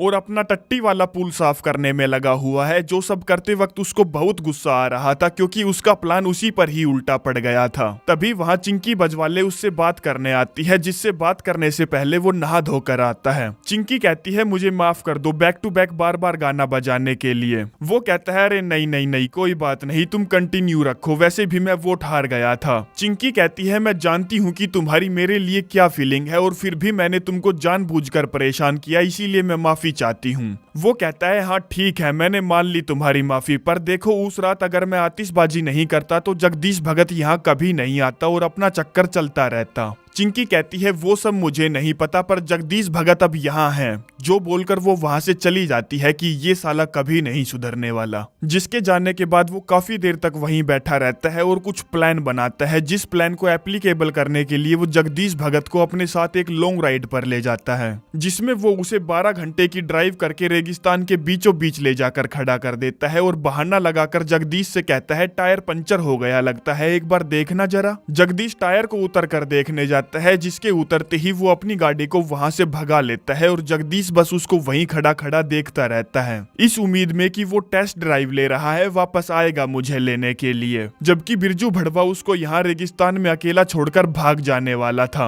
जिसमें वो उससे कुछ दूर जाकर अपनी गाड़ी के ब्रेक मारता है और जोर जोर से चिल्लाता है कि वो जेलस फील करने की वजह से ये क्या कर रहा है, और ना चाहते हुए भी फिर से अपनी गाड़ी को वापस ले आता है और जगदीश को लिफ्ट देता है, जो उससे पूछता है कि भाई ये तो बता दे कि हम वहां कब तक पहुंचेंगे जहां हम जा रहे हैं। बिरजू कहता है यही तो है वो जगह जहां हम आ रहे थे, जिस पर जगदीश चारों तरफ देखता है और एक लंबी सांस लेकर कहता है वाह सचमुच कमाल की जगह है। जिसके बाद दोनों फिर से वापस अपने घर की तरफ निकल पड़ते हैं, जहां घर पहुंचकर सबसे पहले बिरजू अपना टट्टी वाला स्विमिंग पूल साफ करता है और बीमारी को सरप्राइज देते हुए अपना पोर्टेबल टट्टी खाना दिखाता है, जिसे देखकर वो खुश हो जाती है कि चलो इस भड़वे में कोई तो सुधार आए। जिसके साथ ही ये एपिसोड यहीं पर समाप्त हो जाता है। अब तक हमने लास्ट मैन ऑन अर्थ में देखा बिरजू भड़वा जगदीश भगत से बहुत परेशान हो चुका था, तो वो उसे रेगिस्तान में छोड़ने जाता है, लेकिन वहां उसका इरादा बदल जाता है, तो वो उसे वापस घर ले आता है और अपने टॉयलेट पूल को साफ करता है। आगे रात में सभी एक साथ बैठे थे, तभी लाइलाज बीमारी की नजर चिंकी के हाथ में पड़े ब्रेसलेट पर पड़ती है, तो उससे पूछती है ये तुम्हें किसने दिया। वो कहती है ये मुझे जगदीश भगत ने दिया अपना प्यार दिखाने के लिए। लाइलाज कहती है वाह सचमुच क्या गजब का गिफ्ट है, बिरजू भड़वे ने तो आज तक मुझे खुद का बाल भी नहीं दिया। बिरजू कहता है बेसाली मैंने उस दिन दी तो थी तेरे को पिघली हुई आइसक्रीम, साला किसी को भी कदर ही नहीं है मेरी। तभी जगदीश उन सभी को अपने हाथों से बनाए हुए पुतले दिखाता है, जो देखकर वो दोनों लड़कियां ऐसे पागल हो जाती हैं जैसे कि जगदीश भगत ने दा विंची द चूतिया की कोई पेंटिंग बना दी हो। जिस पर बिरजू भी उसकी झूठी तारीफ करता है, कहता है यार माँ कसम तेरे हाथों में हुनर है हुनर। जिन पुतलों को जगदीश भगत बिरजू के बगल में रखी टेबल पर रख देता है, जिनको वो जानबूझकर गिरा देता है और कहता है यार ये तो गलती से गिर गए। जिनमें से एक पुतला टूट जाता है तो जगदीश कहता है कोई बात नहीं मैं उसको फिर से ठीक कर दूंगा, जो सुनकर वो लड़कियां उस पर फिर से फिदा हो जाती है कि यार ये लड़का सच में बहुत टैलेंटेड है। अगले दिन बिरजू भड़वा लाइलाज बीमारी से उसका डीवीआर प्लेयर उधार मांगने जाता है, जिस पर वो कहती है तुम जो भी डीवीआर पर देखोगे वो हम साथ में भी तो देख सकते हैं, बहुत मजा आएगा। वो कहता है नहीं तुझे पता है ना यार मुझे स्पेस चाहिए। वो कहती है हाँ मैं जानती हूँ तुम्हें स्पेस चाहिए, पर स्पेस हमारी इस धरती पर जनसंख्या बढ़ाने में मदद नहीं कर सकता, इसीलिए हमें साथ रहना चाहिए। बिरजू कहता है नहीं मुझसे नहीं होगा। बीमारी कहती है तो एटलीस्ट मेरे दरवाजे को ही ठीक कर दे, अगर तुझसे नहीं हो रहा तो मैं जगदीश को बोल दूंगी वो अपने आप कर देगा। जो सुनकर बिरजू की जल जाती है तो वो उस साले दरवाजे का नाप लेने लगता है और इसका नाप लेना देखकर तो कारपेंटर भी शर्मा जाए, जिस पर वो उसके दरवाजे का गलत नाप लेकर सही दरवाजा बनाने का वादा करके चला जाता है और दरवाजा बनाने की बजाय सीधा जाकर अपने दोस्तों के साथ गप्पे लड़ाने लगता है। कहता है यार उस जगदीश भगत ने तो मेरी गींड में दम कर रखा है, सभी लोग हर टाइम उसकी तारीफें ही करते रहते हैं, जगदीश ने ये किया जगदीश ने वो किया, जैसे कि उन लोगों के लिए तो मेरा कोई अस्तित्व ही नहीं है। और जगदीश को गंदी गंदी गालियां बककर वो जैसे ही बाहर आता है तो उसे एक चीज दिखती है, जिसे देखकर उसके होश उड़ जाते हैं। जो चीज थी ये गाय। अब उसके होश इसलिए उड़े थे कि इस धरती पर इंसान तो इंसान, सारे जानवर भी भसूड़ी के खेत में जो चले गए थे। आगे फटाफट वो घर पहुंचता है और सारी सोसाइटी को इकट्ठा कर लेता है। कहता है इस दरवाजे के पीछे एक ऐसी चीज है जिसे देखकर तुम सभी के छक्के छूटने वाले हैं। और जैसे ही वो दरवाजा खोलता है सामने एक जिंदा गाय देखकर सच में सभी के छक्के छूट जाते हैं। बिरजू पूछता है अच्छा तो कौन कौन चिकन बर्गर खाना चाहेगा। अब दोस्तों गाय को हमारे देश में पवित्र माना जाता है पर बाहर के देशों में वो सिर्फ एक पालतू पशु है, तो कोई भी भाई गाय से रिलेटेड बातों पर भावुक मत होना। अब बिरजू की चिकन बर्गर वाली बात सुनकर चिंकी कहती है यार तू थोड़ा सा बीन का घोड़ा है क्या, हम इस गाय को जिंदा रखकर इसकी देखभाल करके दूध भी तो पी सकते हैं। बिरजू कहता है यार तुम क्या बात कर रही हो, हमें इस जानवर को पालना ही नहीं आता। तभी सबका चहीता जगदीश भगत मैदान में कूद पड़ता है। कहता है मैं तुम लोगों की मदद कर सकता हूँ क्योंकि मैंने अपनी गर्मियों की छुट्टी अपने अंकल के फार्म पर बिताई थी जहाँ मैंने गाय का दूध निकालने से लेकर मक्खन, चाय, दही जमाना और चीज वगैरह बनाना सीखा था। जो सुनकर वो दोनों लड़कियां फिर से ऐसे पागल हो जाती है कि जैसे जगदीश भगत ने डायरी फार्म पर काम करके एलोन मस्क का रॉकेट बनाने की टेक्निक सीख ली हो। जिस बात पर चिढ़कर बिरजू कहता है नहीं ये गाय मुझे मिली है तो इस गाय पर मेरा पूरा हक है, और वैसे भी मुझे गाय के दूध से बनी हर चीज से एलर्जी है, तो गाय तो सालों यहीं रहेगी, मैं इसे कहीं नहीं जाने दूंगा। अब वो लोग बहस कर ही रहे थे कि गाय कहाँ रहेगी, किसके पास रहेगी, तभी गाय अपना रास्ता नाप लेती है और एक बगीचे में जाकर ठूस ठूस कर घास खाने लगती है, जहाँ जगदीश भगत उस गाय को वहीं रखने के लिए उसे एक मरियल से पेड़ से बांध देता है और दूध निकालने लगता है। कहता है हमें शुरुआत में गाय का थन पकड़कर उसकी मसाज करनी चाहिए जिससे दूध गाय के थनों में उतर आता है, और गाय के दूध की पहली धार वो बर्तन में मारता है जिसे देखकर वो दोनों लड़कियां उछल पड़ती हैं। अब उस बर्तन में सिर्फ एक ही कप दूध निकला था जिस दूध की वो दोनों लड़कियां एक एक सिप मारती हैं, तो बिरजू भी अपनी बारी का इंतजार करता है कि उसे भी दूध पीने का मौका मिलेगा। तभी जगदीश भगत बोलता है अरे यार तुम्हें तो दूध से एलर्जी है ना, हम तो भूल ही गए थे। जो सुनकर बिरजू बेचारे का तो मुंह ही उतर जाता है कि यार वो तो अपनी ही बातों में खुद ही फंस गया, पर उसने ठान लिया था कि वो अपनी गाय का दूध किसी भी हाल में पिएगा, इसीलिए वो रात में चुपके से एक बर्तन में गाय का दूध निकाल कर पीता है। तभी वहाँ वो किसी को आता देखता है तो वहीं पत्थर के पीछे छुप जाता है और देखता है कि चिंकी और जगदीश भगत चाय बनाने के लिए दूध लेने आए थे।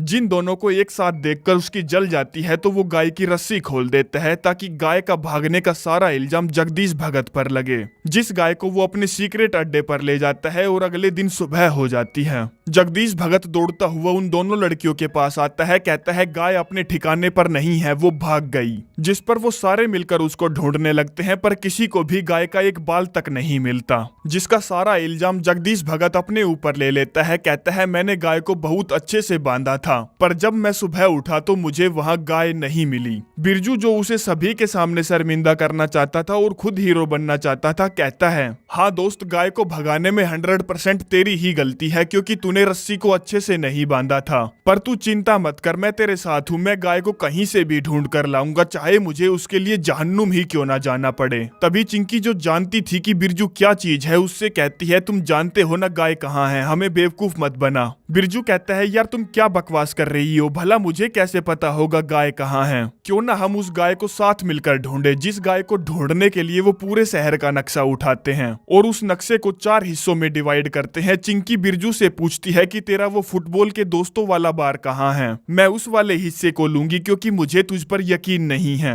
और गाय को ढूंढने के लिए वो सीधा उसके अड्डे पर जाती है जहाँ बिरजू भी पीछे से छुपकर सब देख रहा था कि उसकी अब कैसे बजने वाली है, जिसमें वो अंदर जाती है और वहां से खाली हाथ वापस आती है। जिसके जाने के बाद वो दौड़कर अपने अड्डे पर जाता है और गाय को वहां ना देखकर ऊपर वाले को बार बार धन्यवाद करता है। और तभी उसके दिमाग में आता है कि गाय अगर यहाँ नहीं है तो वो कहाँ गई। अब उसको हीरो बनने की चूल थी तो वो गाय को ढूंढने में लग जाता है, लेकिन उससे पहले गाय मिल जाती है जगदीश भगत को, जो देखकर उसकी फिर से जल जाती है क्योंकि 24 घंटे में जगदीश भगत के नाम पर उसकी 48 बार जलती थी। अब जगदीश ने गाय को ढूंढकर अच्छा काम किया था तो बिरजू उसकी झूठी तारीफ करता है कि यार तुमने तो बहुत अच्छा काम किया है। जगदीश कहता है देख दोस्त, बुरा मत मानना पर मैं चाहता हूँ कि तुम लड़कियों को ये बताओ कि ये गाय तुम्हें मिली है, क्योंकि यार मुझे तब बहुत बुरा लगा था जब चिंकी ने गाय को भगाने दिखाने का शक तुझ पर डाला था। बिरजू कहता है ठीक है, पर तुम ये बताओ कि तुम मेरे लिए ऐसा क्यों कर रहे हो। जगदीश कहता है क्योंकि भाई तूने मेरे लिए बहुत कुछ किया है।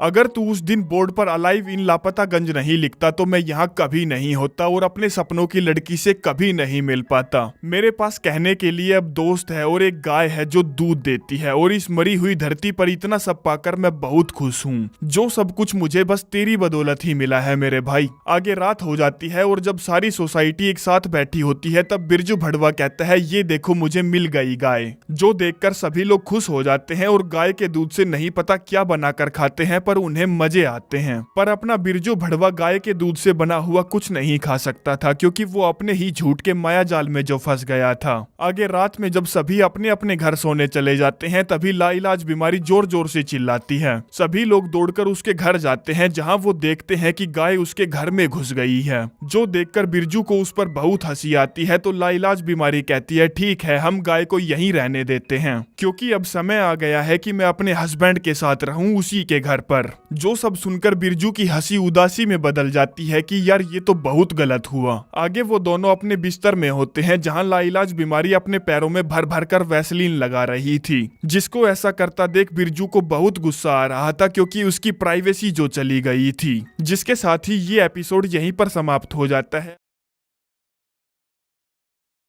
अब तक हमने लास्ट मैन ऑन अर्थ में देखा लाइलाज बीमारी के घर में गाय घुस जाती है, जो सब देखकर बिरजू उस पर बहुत हंसता है। बीमारी कहती है अब टाइम आ गया है कि मैं अपने हस्बैंड के साथ रहूं, जिस सबसे अपने बिरजू को बहुत गुस्सा आ रहा था। और तो और वो रात को सोते वक्त ऑक्सीजन मास्क लगाकर सोती थी जिससे बहुत नॉइस होती है और बिरजू सो नहीं पाता। पर अब साला करे भी तो करे क्या। आगे जैसे ही सुबह होती है बिरजू भड़वा अपने बेडरूम से उतरकर नीचे आता है तो देखता है कि उसकी करोड़ों की पेंटिंग में कुछ फेरबदल हुई है। जो फेरबदल ये कुत्ते का बच्चा है, जिस पर वो लाइलाज बीमारी से पूछता है कि ये कुत्ते का बच्चा इस ब्रिज पर क्या कर रहा है, और कहता है अगली बार मेरी पेंटिंग्स के साथ छेड़छाड़ करने की कोई जरूरत नहीं है। तभी हम देखते हैं कि उसने इस पेंटिंग के साथ ही नहीं सारी पेंटिंग्स के साथ अन्याय किया था, जिस सबसे बिरजू को बहुत गुस्सा आता है पर वो उससे कुछ नहीं कहता। तभी वो देखता है कि मेरे घर में एक चीज मिसिंग है, जो चीज थी उसकी ढेर सारी नीली मैगजीन। वो बीमारी से पूछता है मेरी मैगजीन कहाँ है। वो बताती है मैंने उनको पैक करके गैराज में रख दिया।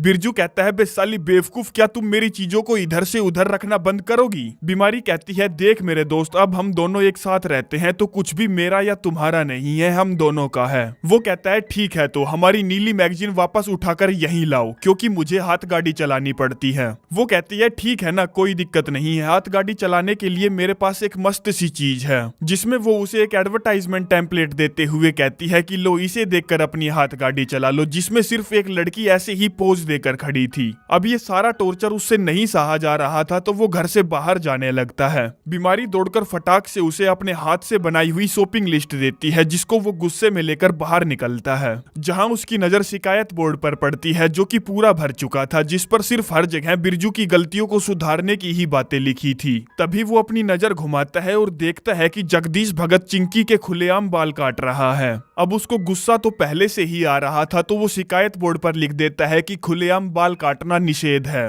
आगे वो शॉपिंग मॉल से लिस्ट के हिसाब से सारी चीजें ले लेता है और उन्हें एक एक करके लिस्ट से मैच करता है और उस सारे सामान को आग लगा देता है और ऊपर वाले को कोसते हुए कहता है तू मेरे साथ ऐसा क्यों कर रहा है, मैंने तेरा क्या बिगाड़ा है, तूने मुझे लाइलाज बीमारी से क्यों मिलवाया, और मिलवाया तो मिलवाया चिंकी बजवाले से पहले क्यों नहीं मिलवाया, और चलो यहाँ तक भी ठीक था, फिर तूने उस साले जगदीश भगत को हमसे क्यों मिलवाया। जो सब सुनकर ऊपर वाला एक चमत्कार करता है जिसमें एक गाड़ी सीधी उसके सामने आकर खड़ी हो जाती है, जिसमें से दो मस्त माल उतरती है, जिन्हें देखकर वो ऊपर वाले की तरफ देखता है और कहता है वाह तेरी भी क्या मर्जी है। अब बिरजू भड़वा को देखकर वो दोनों लड़कियां आश्चर्यचकित हो जाती है कि उन्हें कोई घोड़ा देने वाला मिल ही गया, जिसमें इस सेक्सी वाली का नाम है चुस्की और इस बुढ़िया का नाम है बूढ़ी घोड़ी, जो उससे पूछती है क्या तुम वही इंसान हो जिसने एडवर्टाइजमेंट बोर्ड पर अलाइव इन लापतागंज लिखा था। बिरजू कहता है हाँ मैंने ही लिखा था। वो पूछती है क्या तुम यहाँ अकेले रहते हो या कोई और भी है तुम्हारे साथ।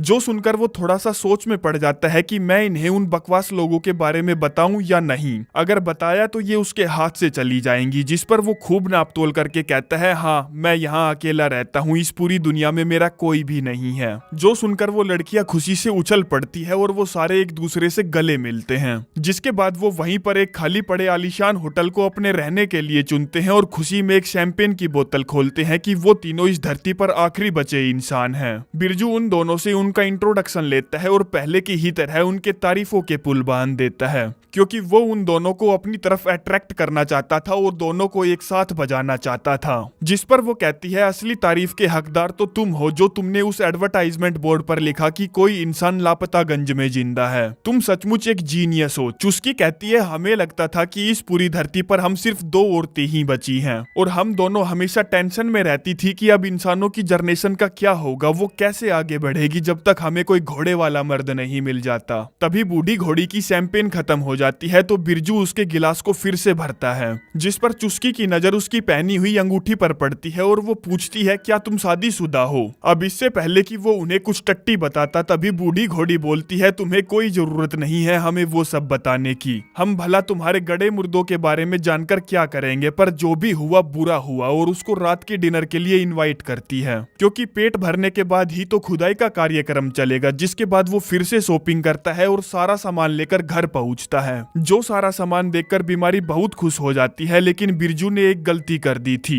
जिसमें वो साला जब उन दोनों लड़कियों के साथ होटल गया था तो होटल की साबुन उठा लाया था। बीमारी पूछती है तुम होटल क्या करने गए थे, क्या तुमने वहाँ कोई अपनी पर्सनल रखेल रख रखी है। बिरजू उसे जबरदस्ती अपने हाथी वाले दांत दिखाते हुए कहता है अरे यार क्या मजाक कर रही हो। बीमारी कहती है मैं जानती हूँ तुम होटल में क्या करने गए थे, तुम वहाँ अपनी खुशी ढूंढने गए थे, तुम्हें अकेलापन चाहिए था जो मैंने तुमसे छीन लिया था, इसलिए गए थे ना तुम वहाँ पर, मुझे पता है तुम इसीलिए गए थे वहाँ। अब बिरजू को सारा झूठ थाली में परोसा हुआ मिल रहा था तो वो कहता है हाँ बिल्कुल तुम सही बोल रही हो, मैं वहाँ अपनी खुशी ढूंढने गया था और आज रात को मैं अकेला कैंपिंग पर जा रहा हूँ। अब हमें तो पता ही है कि वो रात में डिनर करने के बाद कहाँ कैंप लगाएगा। जिसके बाद बिरजू डिनर की तैयारी करने अपने दोस्तों के पास जाता है और उन्हें बताता है कि दोस्तों चुस्की और बूढ़ी घोड़ी क्या गजब की चीज है, तुम देखना मेरे यारों मैं उन दोनों के लिए एक अच्छा हस्बैंड बनकर दिखाऊंगा। और खुदाई करने पहुंच जाता है, जो कि डिनर के लिए काफी अच्छे से तैयार हो रखी थी और उन्होंने डाइनिंग टेबल को भी उतने ही अच्छे से सजा रखा था जितनी अच्छी वो खुद सजी हुई थी। जो सब इसीलिए पॉसिबल हो पाया था क्योंकि बूढ़ी घोड़ी एक ऊंचे लेवल की बावर्ची थी।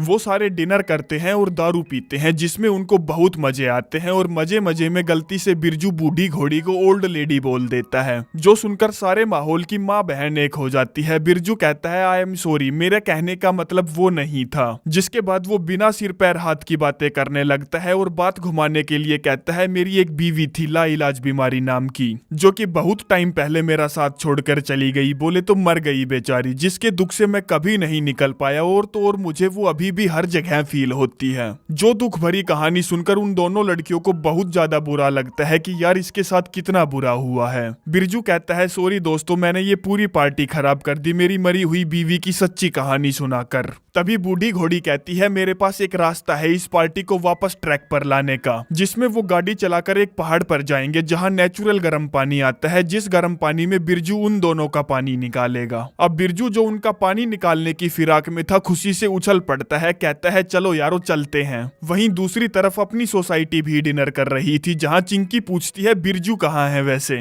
लाइलाज कहती है वो अकेला कैंपिंग करने गया है, जो सुनकर चिंकी को दाल में कुछ काला लगता है। लाइलाज कहती है अरे यार तुम गलत समझ रही हो, वो एक सच्चा और एक अच्छा इंसान है। जगदीश भगत कहता है हाँ वो सचमुच एक अच्छा इंसान है और हमें उसका दिल से धन्यवाद करना चाहिए, क्योंकि आज हम जो भी हैं सिर्फ उसी की वजह से ही हैं। लाइलाज कहती है तो क्यों ना हम स्टोर जाकर उसके लिए गुब्बारा वगैरह और पार्टी का सामान लेकर आएं और एक मस्त सा माहौल तैयार करें। जो सब देखकर बिरजू को बहुत अच्छा लगेगा कि हम भी उसकी फिक्र करते हैं। दूसरी तरफ बिरजू उन दोनों लड़कियों के साथ निकल पड़ता है और खूब मजे कर रहा है। बूढ़ी घोड़ी कहती है हम पहाड़ी के ऊपर पहुंचते ही दमादम का प्रोग्राम शुरू कर देंगे, तब तक तुम अपनी पैंट उतार लो। जो सुनते ही बिरजू की चांदी चांदी हो जाती है तो वो फटाफट अपनी पैंट उतारने लगता है। वहीं दूसरी तरफ वो सारे बिरजू को थैंक यू बोलने के लिए स्टोर से सामान लेने जा रहे थे। तभी बूढ़ी घोड़ी को एक लाइट दिखाई देती है, जिसे देखकर वो चौंक जाती है और कहती है लगता है यहाँ और भी इंसान रहते हैं। बिरजू समझ जाता है कि वो इंसान कौन लोग है, तो वो उन्हें गुमराह करने के लिए कहता है अरे वो लाइट वाइट नहीं है, वो गाड़ी भी नहीं है, वो कोई जुगनू वुगनू चमक रहे हैं बस। लेकिन कोई भी उसकी बात नहीं मानता और वो दोनों कार एक दूसरे के आमने सामने आकर रुक जाती है, जिस पर बिरजू भड़वा चुपचाप बैक सीट के पीछे छुप जाता है। आगे दोनों तरफ से दोनों पार्टियां उतरती हैं और वो सभी एक दूसरे को देखकर खुश हो जाते हैं कि कभी तो उन्हें एक भी इंसान नहीं मिल रहा था और अब इतने सारे हो गए।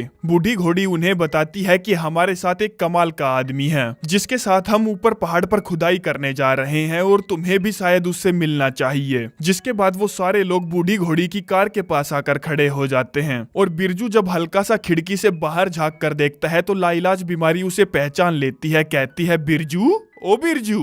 चुस्की पूछती है क्या तुम जानती हो बिरजू को? बीमारी कहती है हाँ, वो मेरा हस्बैंड है। जिस पर वो अंदर से कहता है सरप्राइज। जिसके साथ ही दोस्तों ये एपिसोड यहीं पर समाप्त हो जाता है। अब तक हमने लास्ट मैन ऑन अर्थ में देखा बिरजू को दो अजनबी लड़कियां मिलती है, जिनको वो झूठ बोल देता है कि वो किसी भी जिंदा इंसान को नहीं जानता और उनके साथ टपाटप करने के लिए वो एक गर्म पानी के पहाड़ पर जा रहा है। तभी उन्हें रास्ते में बाकी के लोग भी मिल जाते हैं, जहां लाइलाज बीमारी उसे पहचान लेती है कि वो उसका हस्बैंड है। जिसके बाद बिरजू उन सभी को बेवकूफ बना रहा होता है कि यारो ये एक गजब का प्रैंक था। चुस्की बोलती है हमें तुम पर अब रत्ती भर भी यकीन नहीं है, भला तुम इतना बड़ा झूठ कैसे बोल सकते हो कि तुम किसी और जिंदा इंसान को नहीं जानते। बिरजू कहता है यारो मेरा विश्वास करो, मैंने तुम लोगों को इसलिए नहीं बताया क्योंकि मैं तुम लोगों को अप्रैल फूल बनाना चाहता था। वो सचमुच एक गजब का प्लान था।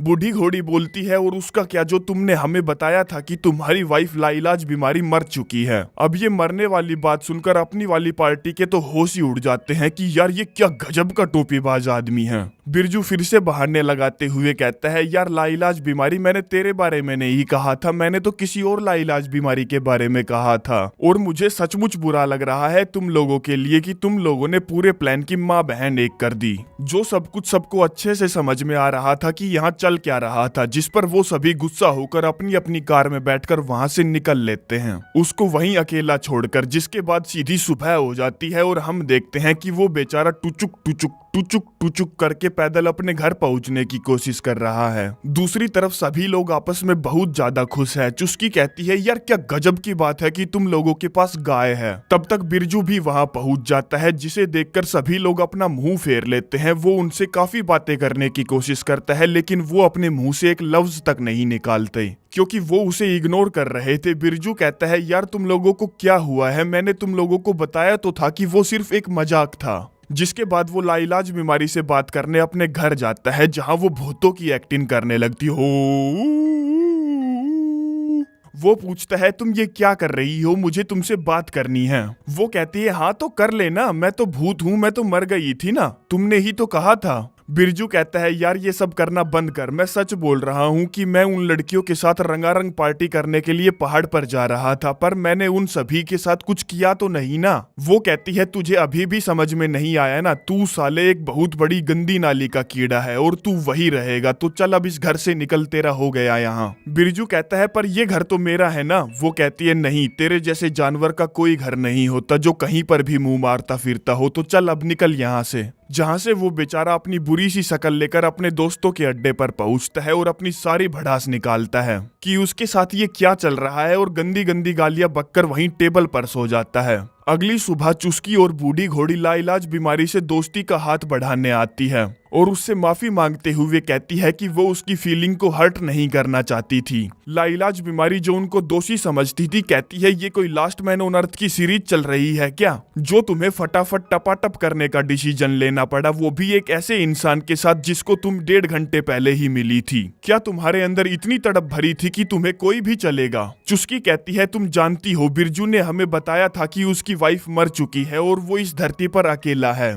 बीमारी कहती है हाँ तुमने बताया था और मैं तुमसे गुस्सा नहीं हूँ, पर तुम एक पढ़े लिखे देश के नागरिक हो तो क्या तुम्हें थोड़ी बहुत भी रिसर्च करने का हक नहीं था? और अगली बार जब किसी का घोड़ा लेना हो ना तो पहले अच्छे से रिसर्च कर लेना। वहीं दूसरी तरफ बिरजू भड़वा अभी भी अपने दोस्तों के साथ था और उनसे पूछ रहा था कि भाई लोग बताओ तुम कौन सी पीना चाहोगे, जिसमें वो बारटेंडर की तरह बोतल को घुमा घुमा कर दारू डालने की कोशिश करता है, लेकिन हमें तो पता है ना कि उससे नहीं हो पाएगा। घर पर दोनों प्रेमी लाइलाज बीमारी के पास जाते हैं ये देखने की वो ठीक है या नहीं, जिस पर वो दोनों प्रेमी एक दूसरे से 1-1 फुट की दूरी पर बैठे थे। लाइलाज बीमारी कहती है मैं जानती हूँ तुम यहाँ क्या कर रहे हो, तुम दोनों एक दूसरे से इसलिए दूर बैठे हो ना ताकि मुझे तुम दोनों को देखकर बुरा फील ना हो, क्योंकि मेरी शादी तो टूटने की कगार पर है। चिंकी बजवाले कहती है नहीं ऐसा कुछ भी नहीं है। बीमारी कहती है ठीक है अगर ऐसा नहीं है तो अभी मेरे सामने एक दूसरे को किस करो और दिखाओ कि तुम मेरे लिए हमदर्दी फील नहीं कर रहे।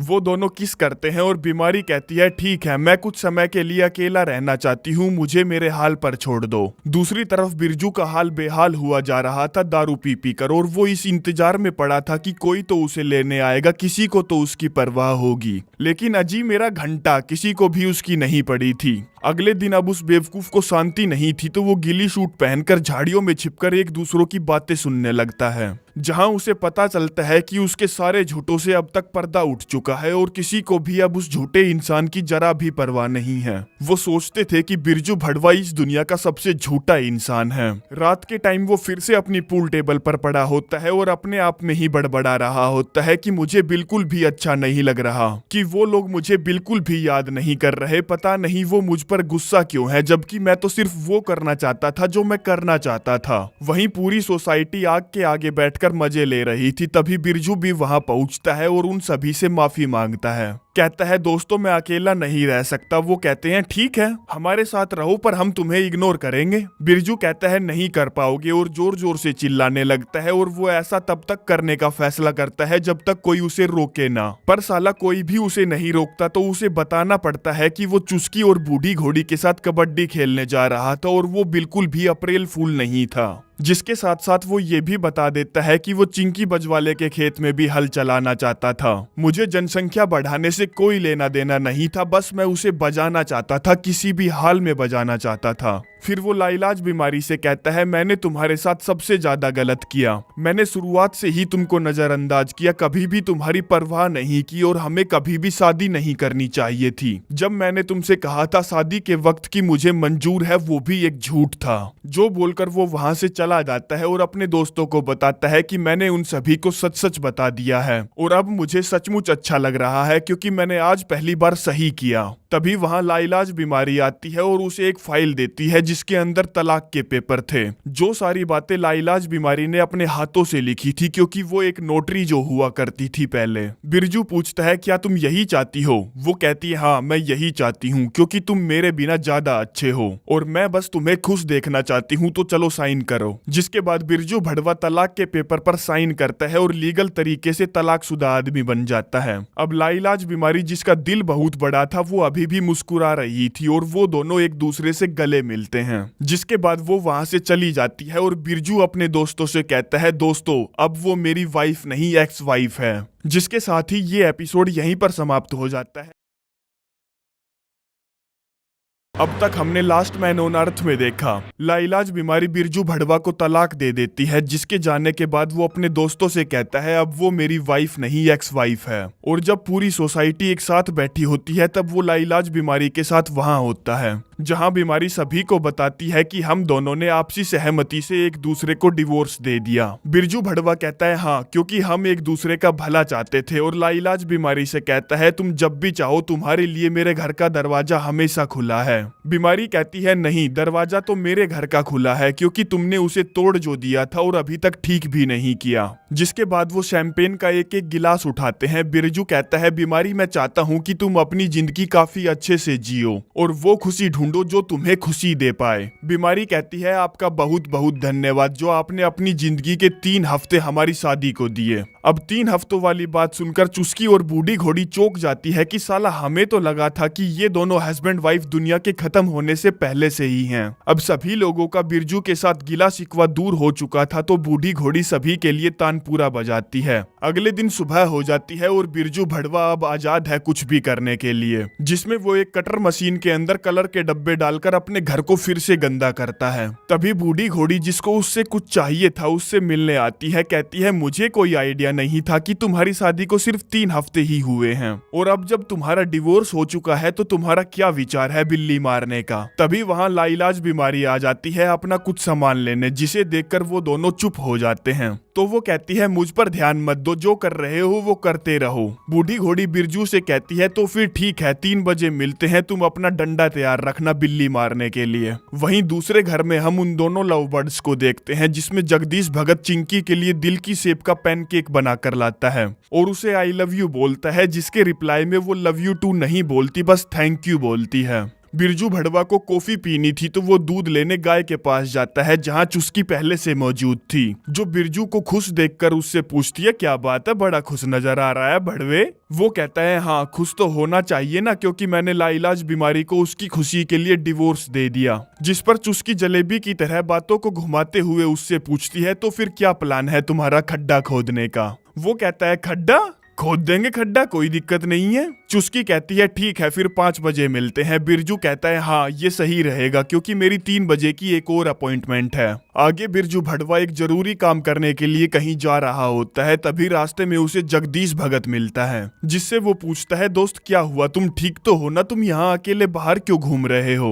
वो बताता है मैंने चिंकी बजवाले से आई लव यू कहा और उसने बदले में मुझे सिर्फ थैंक यू कहा। बिरजू कहता है हाँ यार मैं जानता हूँ सचमुच बहुत बुरा लगता है, पर मेरे दोस्त तू उस छोटी सी बात को दिल पर मत ले, क्योंकि यहाँ पर सिर्फ 2 मर्द है और मुझसे तो वो नफरत करती है। बचा तू, तुझको छोड़कर वो जाएगी तो जाएगी कहाँ, टेंशन मत ले। जो बोलकर वो अपना जरूरी काम करने के लिए आगे बढ़ जाता है। जो जरूरी काम है ये, जिसमें उसको इस बोर्ड पर लिखा हुआ अलाइव इन लापता गंज मिटाना था, ताकि कोई और बंदा या बंदी आकर उसकी जिंदगी के एल ना लगाए, क्योंकि अब जाकर ही तो बिरजू की लाइफ सेट हुई है जिसमें उसको खूब सारे खेतों में मजदूरी करने को मिलेगी। जिस बोर्ड पर वो लापता गंज काटकर मूव टू टेम्पा लिख देता है, तभी वो होता है जो बिल्कुल भी नहीं होना चाहिए था। वो सीढ़ी जिसके सहारे वो ऊपर चढ़ा था गिर जाती है, जिसके बाद 2-3 घंटे गुजर जाते हैं और वो जोर जोर से मदद करो चिल्ला रहा होता है, पर यहाँ दूर दूर तक उसकी सुनने वाला कोई नहीं था और वो ऊपर से कूद भी नहीं सकता था, क्योंकि अगर वो ऊपर से कूदा तो टांग टूट जाएगी और अगर टांग टूटी तो डॉक्टर यहाँ है नहीं तो उसे मरना ही पड़ेगा। आगे अब तक 3 बज गए थे तो बूढ़ी घोड़ी एक महंगी सी शैंपेन की बोतल लेकर उसके बेडरूम में पहुंचती है और उसे पुकारती हुई पूरे घर में ढूंढती है,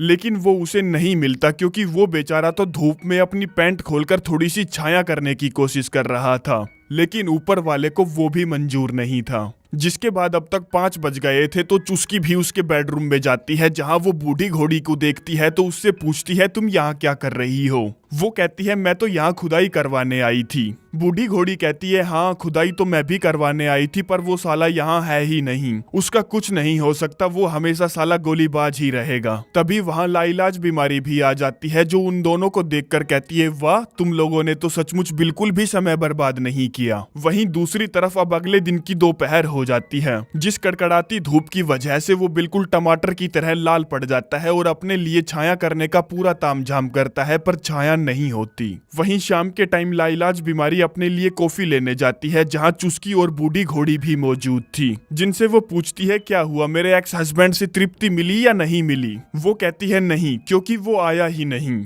जो सुनकर बीमारी चौंक जाती है कि ये कैसे हो सकता है कि बिरजू ने 2 औरतों के साथ खुदाई मिस कर दी, ऐसा तो नहीं होना चाहिए, और समझ जाती है कि वो जीते जी तो ऐसा कभी भी नहीं कर सकता, इसका मतलब ये है कि वो मर गया। दूसरी तरफ अब बिरजू एक कार की ट्रॉली में पड़ा है। लाइलाज बीमारी सभी को इकट्ठा करती है, कहती है बिरजू 24 घंटों से लापता है और मुझे लगता है कि अब हमें उसे ढूंढना चाहिए। चिंकी बजवाले, जो हमेशा उसके बारे में गलत सोचती थी, कहती है मुझे नहीं लगता कि वो लापता है, कहीं पड़ा होगा साला पी के। तभी वहाँ एक कार आती है, जिसे देखकर वो सभी चौंक जाते हैं हैं क्योंकि वो कार बिरजू की नहीं थी। और तभी उस कार में से एक काला मुस्टंडा आदमी उतरता है बिरजू को अपनी बाहों में भर के, जो उन सभी से पूछता है क्या ये बंदा तुम लोगों में से एक है। जिसके बाद सीन कट होता है और वो सभी को बता रहा होता है कि वो रूट 77 से आगे बढ़ रहा था, जहां उसने एक एडवर्टाइजमेंट पोल देखा और पास में ही पड़ी हुई एक सीढ़ी और एक कार देखी, और ऊपर एडवर्टाइजमेंट पोल पर कुछ हिल रहा था। तो मैंने ऊपर जाकर चेक किया तो मुझे वहां ये भड़वा मिला कच्चे में। तभी लाइलाज बीमारी उसको थैंक यू बोलती है कि तुम्हारा बहुत बहुत धन्यवाद जो तुम इसे यहाँ तक लेकर आए, और उससे उसका नाम पूछती है। कालिया कहता है मेरा नाम बिरजू भड़वा है। जो सुनकर सभी लोग चौंक जाते हैं कि इस धरती पर सिर्फ ये मुट्ठी भर लोग ही बचे थे,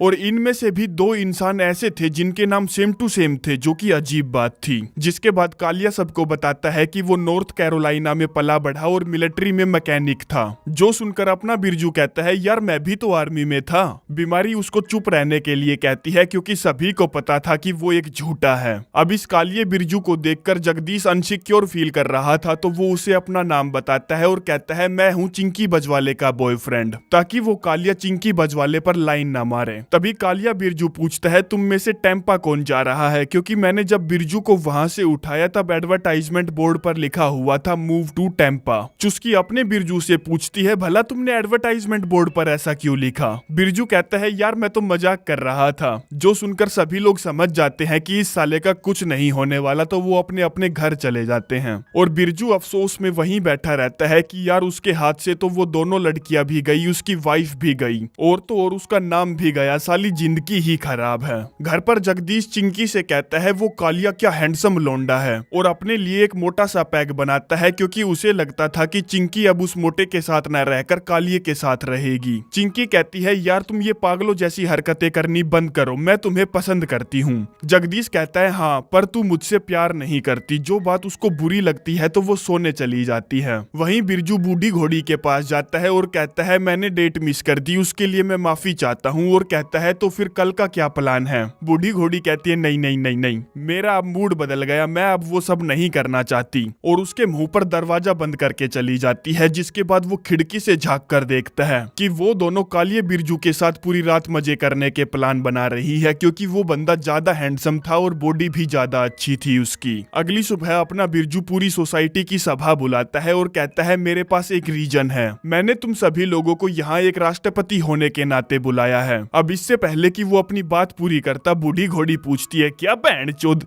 तभी जगदीश भगत उसकी तरफदारी करते हुए बोलता है हाँ अपना बिरजू भड़वा अमेरिका का राष्ट्रपति है, जो कि एक लंबी कहानी है, कभी बाद में सुनाऊंगा। तभी कालिया बिरजू बात छेड़ते हुए पूछता है तो राष्ट्रपति साहब क्या आप हमें बता सकते हो कि आप बिजली बनाने के लिए क्या कर रहे हो। अपना बिरजू बोलता है हम बिजली बनाने के लिए जनरेटर चलाते हैं, तो क्या किसी और के पास कोई और सवाल है। कालिया बिरजू कहता है हम एक परफेक्ट जगह पर रहते हैं जहाँ पर बहुत ज्यादा हवा चलती है, तो क्या राष्ट्रपति साहब आपने कभी विंडमिल लगाने की सोची। चिंकी कहती है पर हमें वो सब लगाना और बनाना नहीं आता। कालिया कहता है ठीक है कोई दिक्कत नहीं, मैं वो सब अपने आप देख लूंगा। अब जगदीश भगत को उससे ऐसे जलन हो रही थी जैसे अपने बिरजू को कभी उससे हुआ करती थी, जिस पर वो उसका मजाक उड़ाता है, पर उसके मजाक पर कोई भी उसका साथ नहीं देता, तो वो वहां से उठकर चला जाता है। अब मुझे पता है नए और पुराने बिरजू के बीच में बहुत कंफ्यूजन हो रही है, तो बूढ़ी घोड़ी उस कंफ्यूजन को दूर करने के लिए उनसे उनका मिडल नेम पूछती है। अपने वाला बिरजू बताता है कि उसका मिडल नेम बवासीर है, यानी कि उसका पूरा नाम हुआ बिरजू बवासीर भड़वा। जो सुनकर सभी लोग उस पर हंसने लगते हैं कि यार बवासीर किसका मिडल नेम होता है। जिसके बाद कालिया बिरजू बताता है कि उसका तो मिडल नेम है ही नहीं। तभी बूढ़ी घोड़ी जो ज्यादा चालू बन रही थी कहती है ठीक है नए वाले बिरजू का नाम बिरजू ही रहेगा और पुराने वाले का नाम बिरजू बवासीर रहेगा। जिस नाम के लिए अपना बिरजू बवासीर साफ साफ मना कर देता है, पर उसके मना करने से होता ही क्या है, कुछ नहीं। आगे बिरजू बवासीर अपनी एक्स वाइफ से मिलने जाता है, जहां उसकी चौखट पर वो नया दरवाजा देखकर चौंक जाता है और उससे पूछता है ये नया दरवाजा किसने लगाया,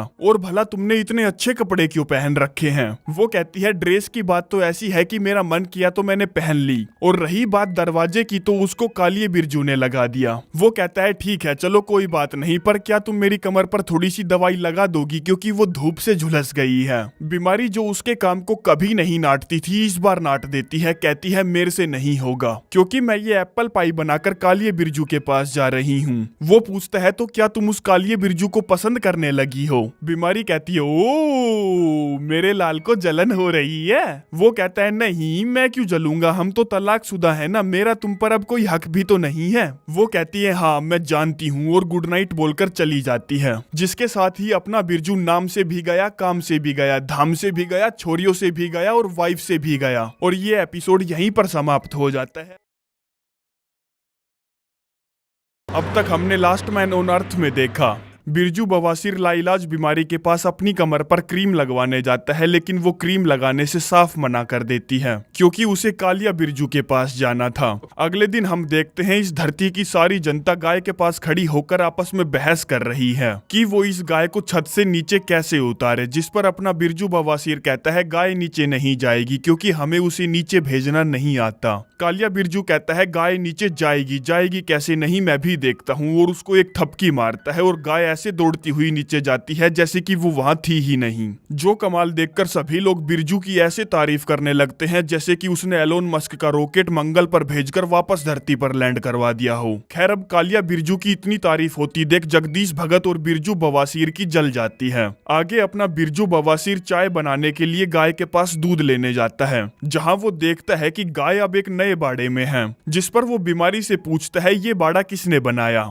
वो कहती है तू तो सुत्ता ही रह गया, कालिया बिरजू ने बनाया है इसे। अब उसकी बहुत बुरे तरीके से जली पड़ी थी तो वो पूछता है अच्छा कल रात तुम कालिया बिरजू के पास गई थी तो क्या किया तुम लोगों ने। बीमारी कहती है अरे तेरी जली ना जली ना जली ना। वो कहता है तू जानती है मेरी कभी नहीं जलती। वहीं कालिया बिरजू जब जनरेटर ठीक कर रहा था तब चुस्की और बूढ़ी घोड़ी उसको अपनी बातों में फंसाने की कोशिश कर रही थी कि ये मर्द किसी और के हिस्से में नहीं सिर्फ उनके हिस्से में आना चाहिए। तभी वहां बीमारी और बिरजू बवासीर पहुंचते हैं। कालिया बिरजू रात की एप्पल पाई के लिए बीमारी को थैंक यू बोलता है, जिस पर बूढ़ी घोड़ी की जल जाती है तो वो कहती है कभी मेरी हवेली पर आना, बढ़िया वाला माल बनाकर खिलाती हूँ क्योंकि मैं पहले हलवाई जो थी। तभी बातों को काटते हुए बीमारी उससे पूछती है अच्छा ये बताओ तुम रह कहाँ रहे हो। वो कहता है अभी तक मैंने कुछ भी डिसाइड नहीं किया। बिरजू बवासीर बोलता है तुम मेरे साथ आकर क्यों नहीं रहते, इन लड़कियों के साथ रहकर क्या करोगे, हम दोनों सिंगल लौंडे हैं खूब मजे करेंगे। अब बिरजू बवासीर उसको अपने साथ इसलिए रखना चाहता था ताकि वो उस पर नजर रख सके कि वो किस किस की ले रहा है। कालिया बिरजू जो उसकी ये चाल नहीं समझ पाता कहता है ठीक है मैं तुम्हारे साथ रहूंगा। आगे बिरजू बवासीर के घर पर कालिया बिरजू नहाने के लिए अपने कपड़े उतारता है, जिसकी चिकनी बॉडी देखकर अपने बिरजू की तो हवा ही निकल जाती है कि यार ये क्या पहाड़ इंसान है।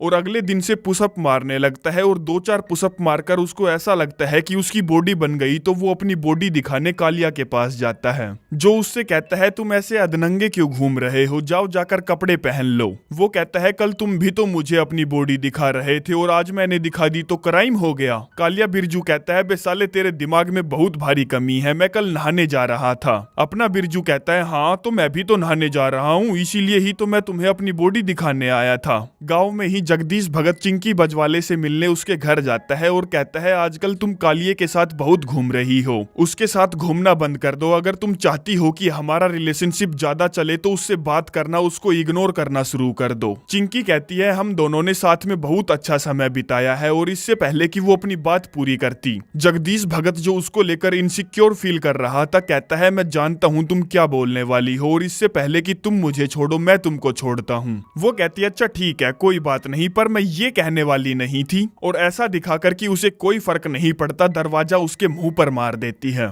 वहीं चुस्की कालिया बिरजू को पटाने के लिए उसके साथ टाइम स्पेंड करने के लिए उससे अपनी आइसक्रीम मशीन ठीक करवा रही होती है। तभी बूढ़ी घोड़ी और तलाकशुदा बीवी भी उसको पटाने के लिए वहां आ जाती है, जिसमें बूढ़ी घोड़ी उसके खाने के लिए कुछ बना कर लाई है और अपनी बीमारी उसके लिए अपने हाथों से एक स्कार्फ बनाकर लेकर आई है, जो स्कार्फ उस कालिये बिरजू को बहुत पसंद आता है। और तो और वो बीमारी के नाखून पर बिल्ली वाली नेल पेंट देखकर कहता है मुझे बिल्ली मारना और बिल्ली बजाना बहुत पसंद है, जिस पर वो दोनों भी कह देती हाँ हमें भी सचमुच बिल्ली बहुत पसंद है। वहीं गांव में ही हम अपनी सोसाइटी के 2 मर्दों को देखते हैं जो आपस में एक दूसरे से अपना दुख शेयर कर रहे थे कि उनके साथ कालिया बिरजू के आने से कितना बुरा हो रहा है। जगदीश कहता है यार भाई मेरा तो चिंकी के साथ ब्रेकअप हो गया लगभग 3 घंटे पहले, और पूछता है भाई तुझे क्या लगता है कालिया चिंकी को बजा सकता है। बिरजू बवासीर कहता है क्या यार ये क्या बात कर रहा है तू, हाँ वो बिल्कुल बजा सकता है, वो इसी काम के लिए पैदा हुआ है। आगे रात के टाइम पूरी सोसाइटी की बैठक होती है जहां लाइलाज बीमारी सभी को बताती है कि कालिया बिरजू की वजह से हमारी बहुत सारी प्रॉब्लम में सुधार आए हैं। जो तारीफ अपने बिरजू को बिल्कुल भी हजम नहीं हो रही थी तो वो कालिया बिरजू के साथ बहस करने लगता है। कहता है तुम यहाँ आ गए मुंह उठाकर और सभी को अपनी तरफ कर लिया और मैं जानता हूँ कि तुम यूएसए का राष्ट्रपति बनना चाहते हो।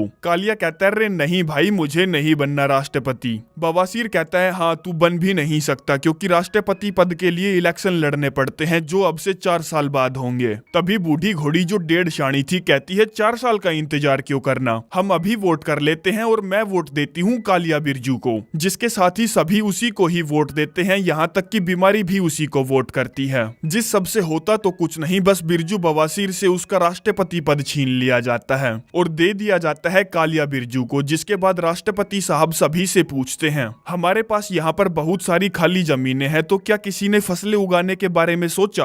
तभी बिरजू जिसको हवाबाजी करने का शौक था मैदान में कूद पड़ता है और बाजी मारने के लिए कहता है तूने मेरा आइडिया चुराया है क्योंकि मैं ऑलरेडी एक खेत पर काम कर रहा हूँ। जो सुनकर उसकी बात पर किसी को भी विश्वास नहीं होता क्योंकि वो साला आज तक झूठ ही तो बोलता आया था। राष्ट्रपति कहते हैं ठीक है मैं तुम्हारे खेत देखना चाहता हूँ, कोयले की खदान में काम करने वाले मजदूर। बिरजू बवासीर कहता है क्या राष्ट्रपति साहब आप तो ताव में आ गए, अभी सारे पेड़ पौधे सो रहे होंगे, आराम कर रहे होंगे, हमें उनके आराम में दखल नहीं करना चाहिए। कालिया बिरजू कहता है ठीक है फिर कल सुबह देखूंगा मैं तुम्हारे खेत। जिसके बाद सारी सोसाइटी सोने चली जाती है और वो गधा पागलों की तरह पूरी रात खेत में मजदूरी करता है। जो करते करते उसको सुबह हो जाती है तो वो जोर जोर से चिल्लाकर सबको अपना खेत दिखाने के लिए बुलाता है। तभी जगदीश भगत उसके पास दौड़ता हुआ आता है, कहता है भाई कांड हो गया, हम बर्बाद हो गए। उस कालिये ने सारी लड़कियों के खेत में बीज बो दिया। जो सुनकर बिरजू बवासीर के तो होश ही उड़ जाते हैं कि वो यहाँ खेत में मजदूरी करता रह गया और असली मजदूरी कोई और ही कर गया। जिसके बाद वो दौड़ता हुआ अपनी तलाकशुदा बीवी के पास जाता है और कहता है मुझे विश्वास नहीं हो रहा कि तुम अपने संस्कार कैसे भूल सकती हो।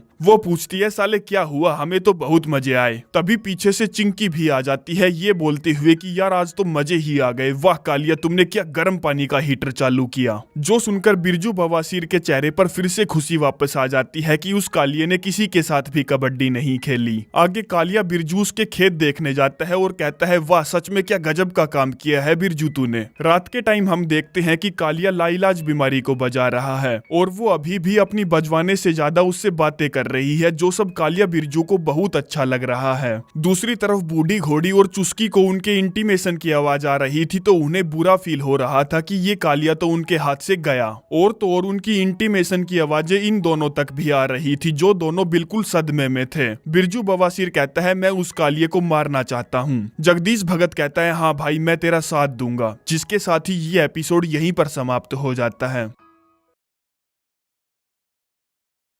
अब तक हमने लास्ट मैन ऑन अर्थ में देखा रात के टाइम कालिया बिरजू और लाइलाज बीमारी इंटीमेट होते हैं जिनकी इंटीमेशन की आवाजें पूरे मोहल्ले को सुनाई देती हैं। जिस पर बिरजू बवासीर जगदीश से कहता है मैं उस कालिये को मारना चाहता हूँ। जगदीश कहता है हाँ भाई मैं तेरे साथ हूँ। अगले दिन कालिया बिरजू सोलर पैनल से बिजली बनाने पर काम कर रहा था, जिसको काम करते हुए वो दोनों जल कुकड़े दूर से देख रहे थे और प्लानिंग कर रहे थे कि वो उसको कैसे मारेंगे। तभी मोटा जिसकी फटी पड़ी थी कहता है मुझसे नहीं होगा भाई, ये मैं किसी को मार नहीं सकता। बिरजू कहता है बीवली गैंड इतनी टेंशन क्यों ले रहा है, उसको मारना बिल्कुल आसान है, हम उसको घुमाने के बहाने रेगिस्तान में ले जाएंगे और वहीं छोड़कर वापस आ जाएंगे, साला अपने आप मर जाएगा। जो सुनकर जगदीश भगत के कान खड़े हो जाते हैं तो वो पूछता है इसका मतलब ये है कि तू मुझे रेगिस्तान में मारने के लिए लेकर गया था, तू मुझे वहां छोड़कर भागना चाहता था, अब समझ में आया मुझे। बवासीर कहता है हाँ मैं तुझे मारना चाहता था पर देख यार तू मेरे सामने खड़ा है, मैंने तुम्हारे साथ वैसा कुछ भी नहीं किया, हम दोस्त है, तुझे पता है ना मैं बहुत ज्यादा सोचता हूँ स्टीफन हॉकिंग की तरह। जो सुनकर जगदीश गुस्से में उससे दोस्ती तोड़कर वहां से चला जाता है कि यार ये तो गलत आदमी है बहनचोद।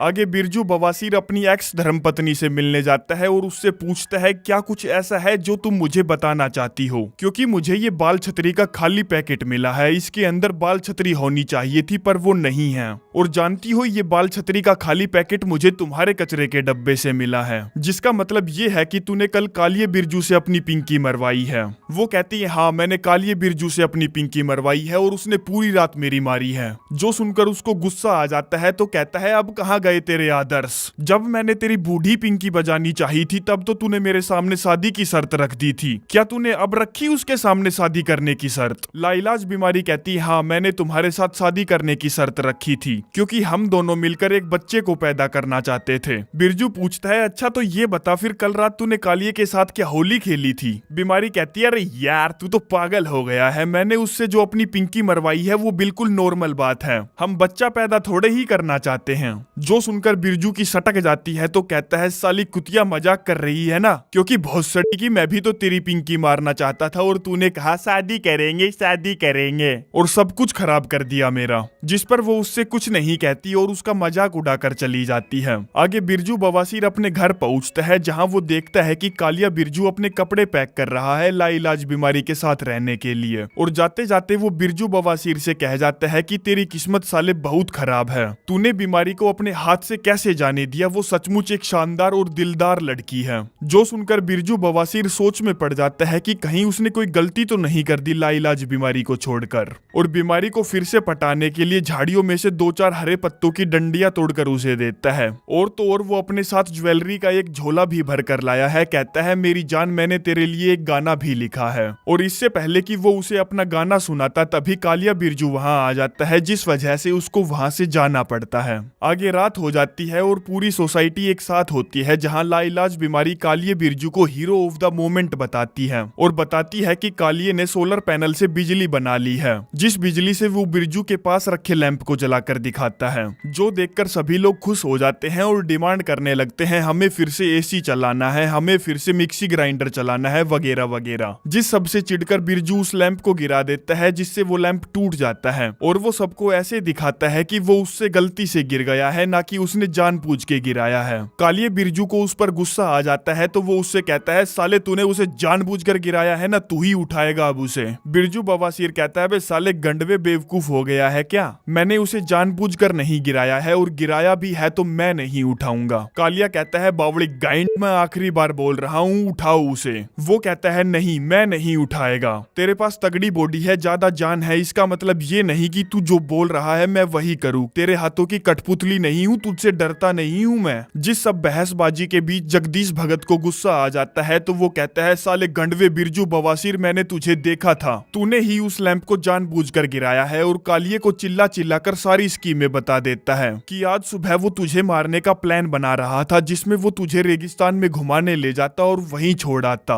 जो सब उसने पहले मेरे साथ भी करने की कोशिश की थी। अब ये मारने वाली बात सुनकर पूरी सोसाइटी सन्न रह जाती है कि साला कोई इतने नीचे कैसे गिर सकता है, और अपना बहनचोद बवासीर एक प्रॉब्लम से निकलता नहीं कि साला दूसरी में फंस जाता है। जो सब सुनकर कालिया बिरजू उसके पास आता है और कहता है, साले तेरा टाइम आ गया है, अब सब कुछ छोड़ छाड़ कर यहाँ से निकल ले, क्योंकि तू यहाँ रुकने के लायक नहीं है। अपना बिरजू कहता है, नहीं मैं कहीं नहीं जाऊंगा, क्योंकि ये घर मेरा है, ये गांव मेरा है, ये जगह मेरी है, मैं यहीं पर पैदा हुआ था और यहीं पर मरूंगा। जो बोलकर वो सभी को उम्मीद भरी निगाहों से देखता है कि कोई उसका साथ दे, पर कोई भी उसका साथ नहीं देता। वो कहता है, ठीक है, वैसे भी मेरे लिए यहाँ अब कुछ नहीं बचा, और दौड़कर अपने आप को अपने घर में बंद कर लेता है ताकि कोई भी उसको यहाँ से निकाल ना सके, जिसमें वो 3-4 दिनों तक उसी कमरे में पड़ा रहता है और भूख के मारे टॉयलेट पेपर खाने लगता है। आगे एक दिन बीमारी उसका हालचाल पूछने आती है, जिसमें वो उसको वहां से जाने के लिए कहता है, मैं जानता हूँ मैं अच्छा आदमी नहीं हूँ, पर तुम लोग मेरे साथ ऐसा नहीं कर सकते, मुझे मेरे घर से नहीं निकाल सकते। बीमारी कहती है, तुझे कोई भी तेरे घर से नहीं निकाल रहा, तू पिछले 3 दिनों से घर के अंदर बंद है, तुझे भूख लगी होगी, आजा बाहर आजा, सभी लोग बाहर बैठे हैं, गाना बजा रहे हैं और खा पी रहे हैं, आजा तू भी शामिल हो जा, और मेरा वादा है कि तुझे कोई भी यहाँ से नहीं निकालेगा। जिसके बाद वो बाहर जाता है और देखता है कि सभी लोग गाना बजा रहे हैं, खा खुजा रहे हैं। तभी वहाँ कालिया आता है और उसे धक्का मारकर जमीन पर गिरा देता है और उसे घसीट कर वहाँ से ले जाता है। आगे जब उसकी आंख खुलती है तो वो अपने आप को रस्सियों से बंधा हुआ एक कार में पाता है, जिसमें ऐसे ही काफी दूर तक लंबा सफर तय करने के बाद कालिया बिरजू उसे रेगिस्तान में छोड़ देता है 2 दिनों का खाना देकर, और जाते वक्त उसे कहता है, साली गंदगी वापस आने के बारे में सोचना भी मत। जो बोलकर वो वहां से चला जाता है और बिरजू बवासीर ये सोचता है कि कालिया बिरजू ब्रेक मारकर उसे वापस लेने आएगा, क्योंकि वो गंडवा ये खेल जानता था, पर कालिया बिरजू वापस नहीं आता। जिसके जाने के बाद वो अपने खाने की सप्लाई देखता है और आइडिया लगाता है कि वो जैसे तैसे करके अपने खाने को 3 दिन तक चला ही लेगा और अपने लिए एक मस्त सी जगह ढूंढकर उसे अपना रेन बसेरा बनाएगा और मस्त मस्त लड़कियों के साथ रहेगा। जिसके बाद 20 मिनट गुजर जाती है और हम देखते हैं कि उस घोचू के पास अब खाने के लिए कुछ भी नहीं बचा है, क्योंकि वो पिछले 3 दिनों से भूखा जो था।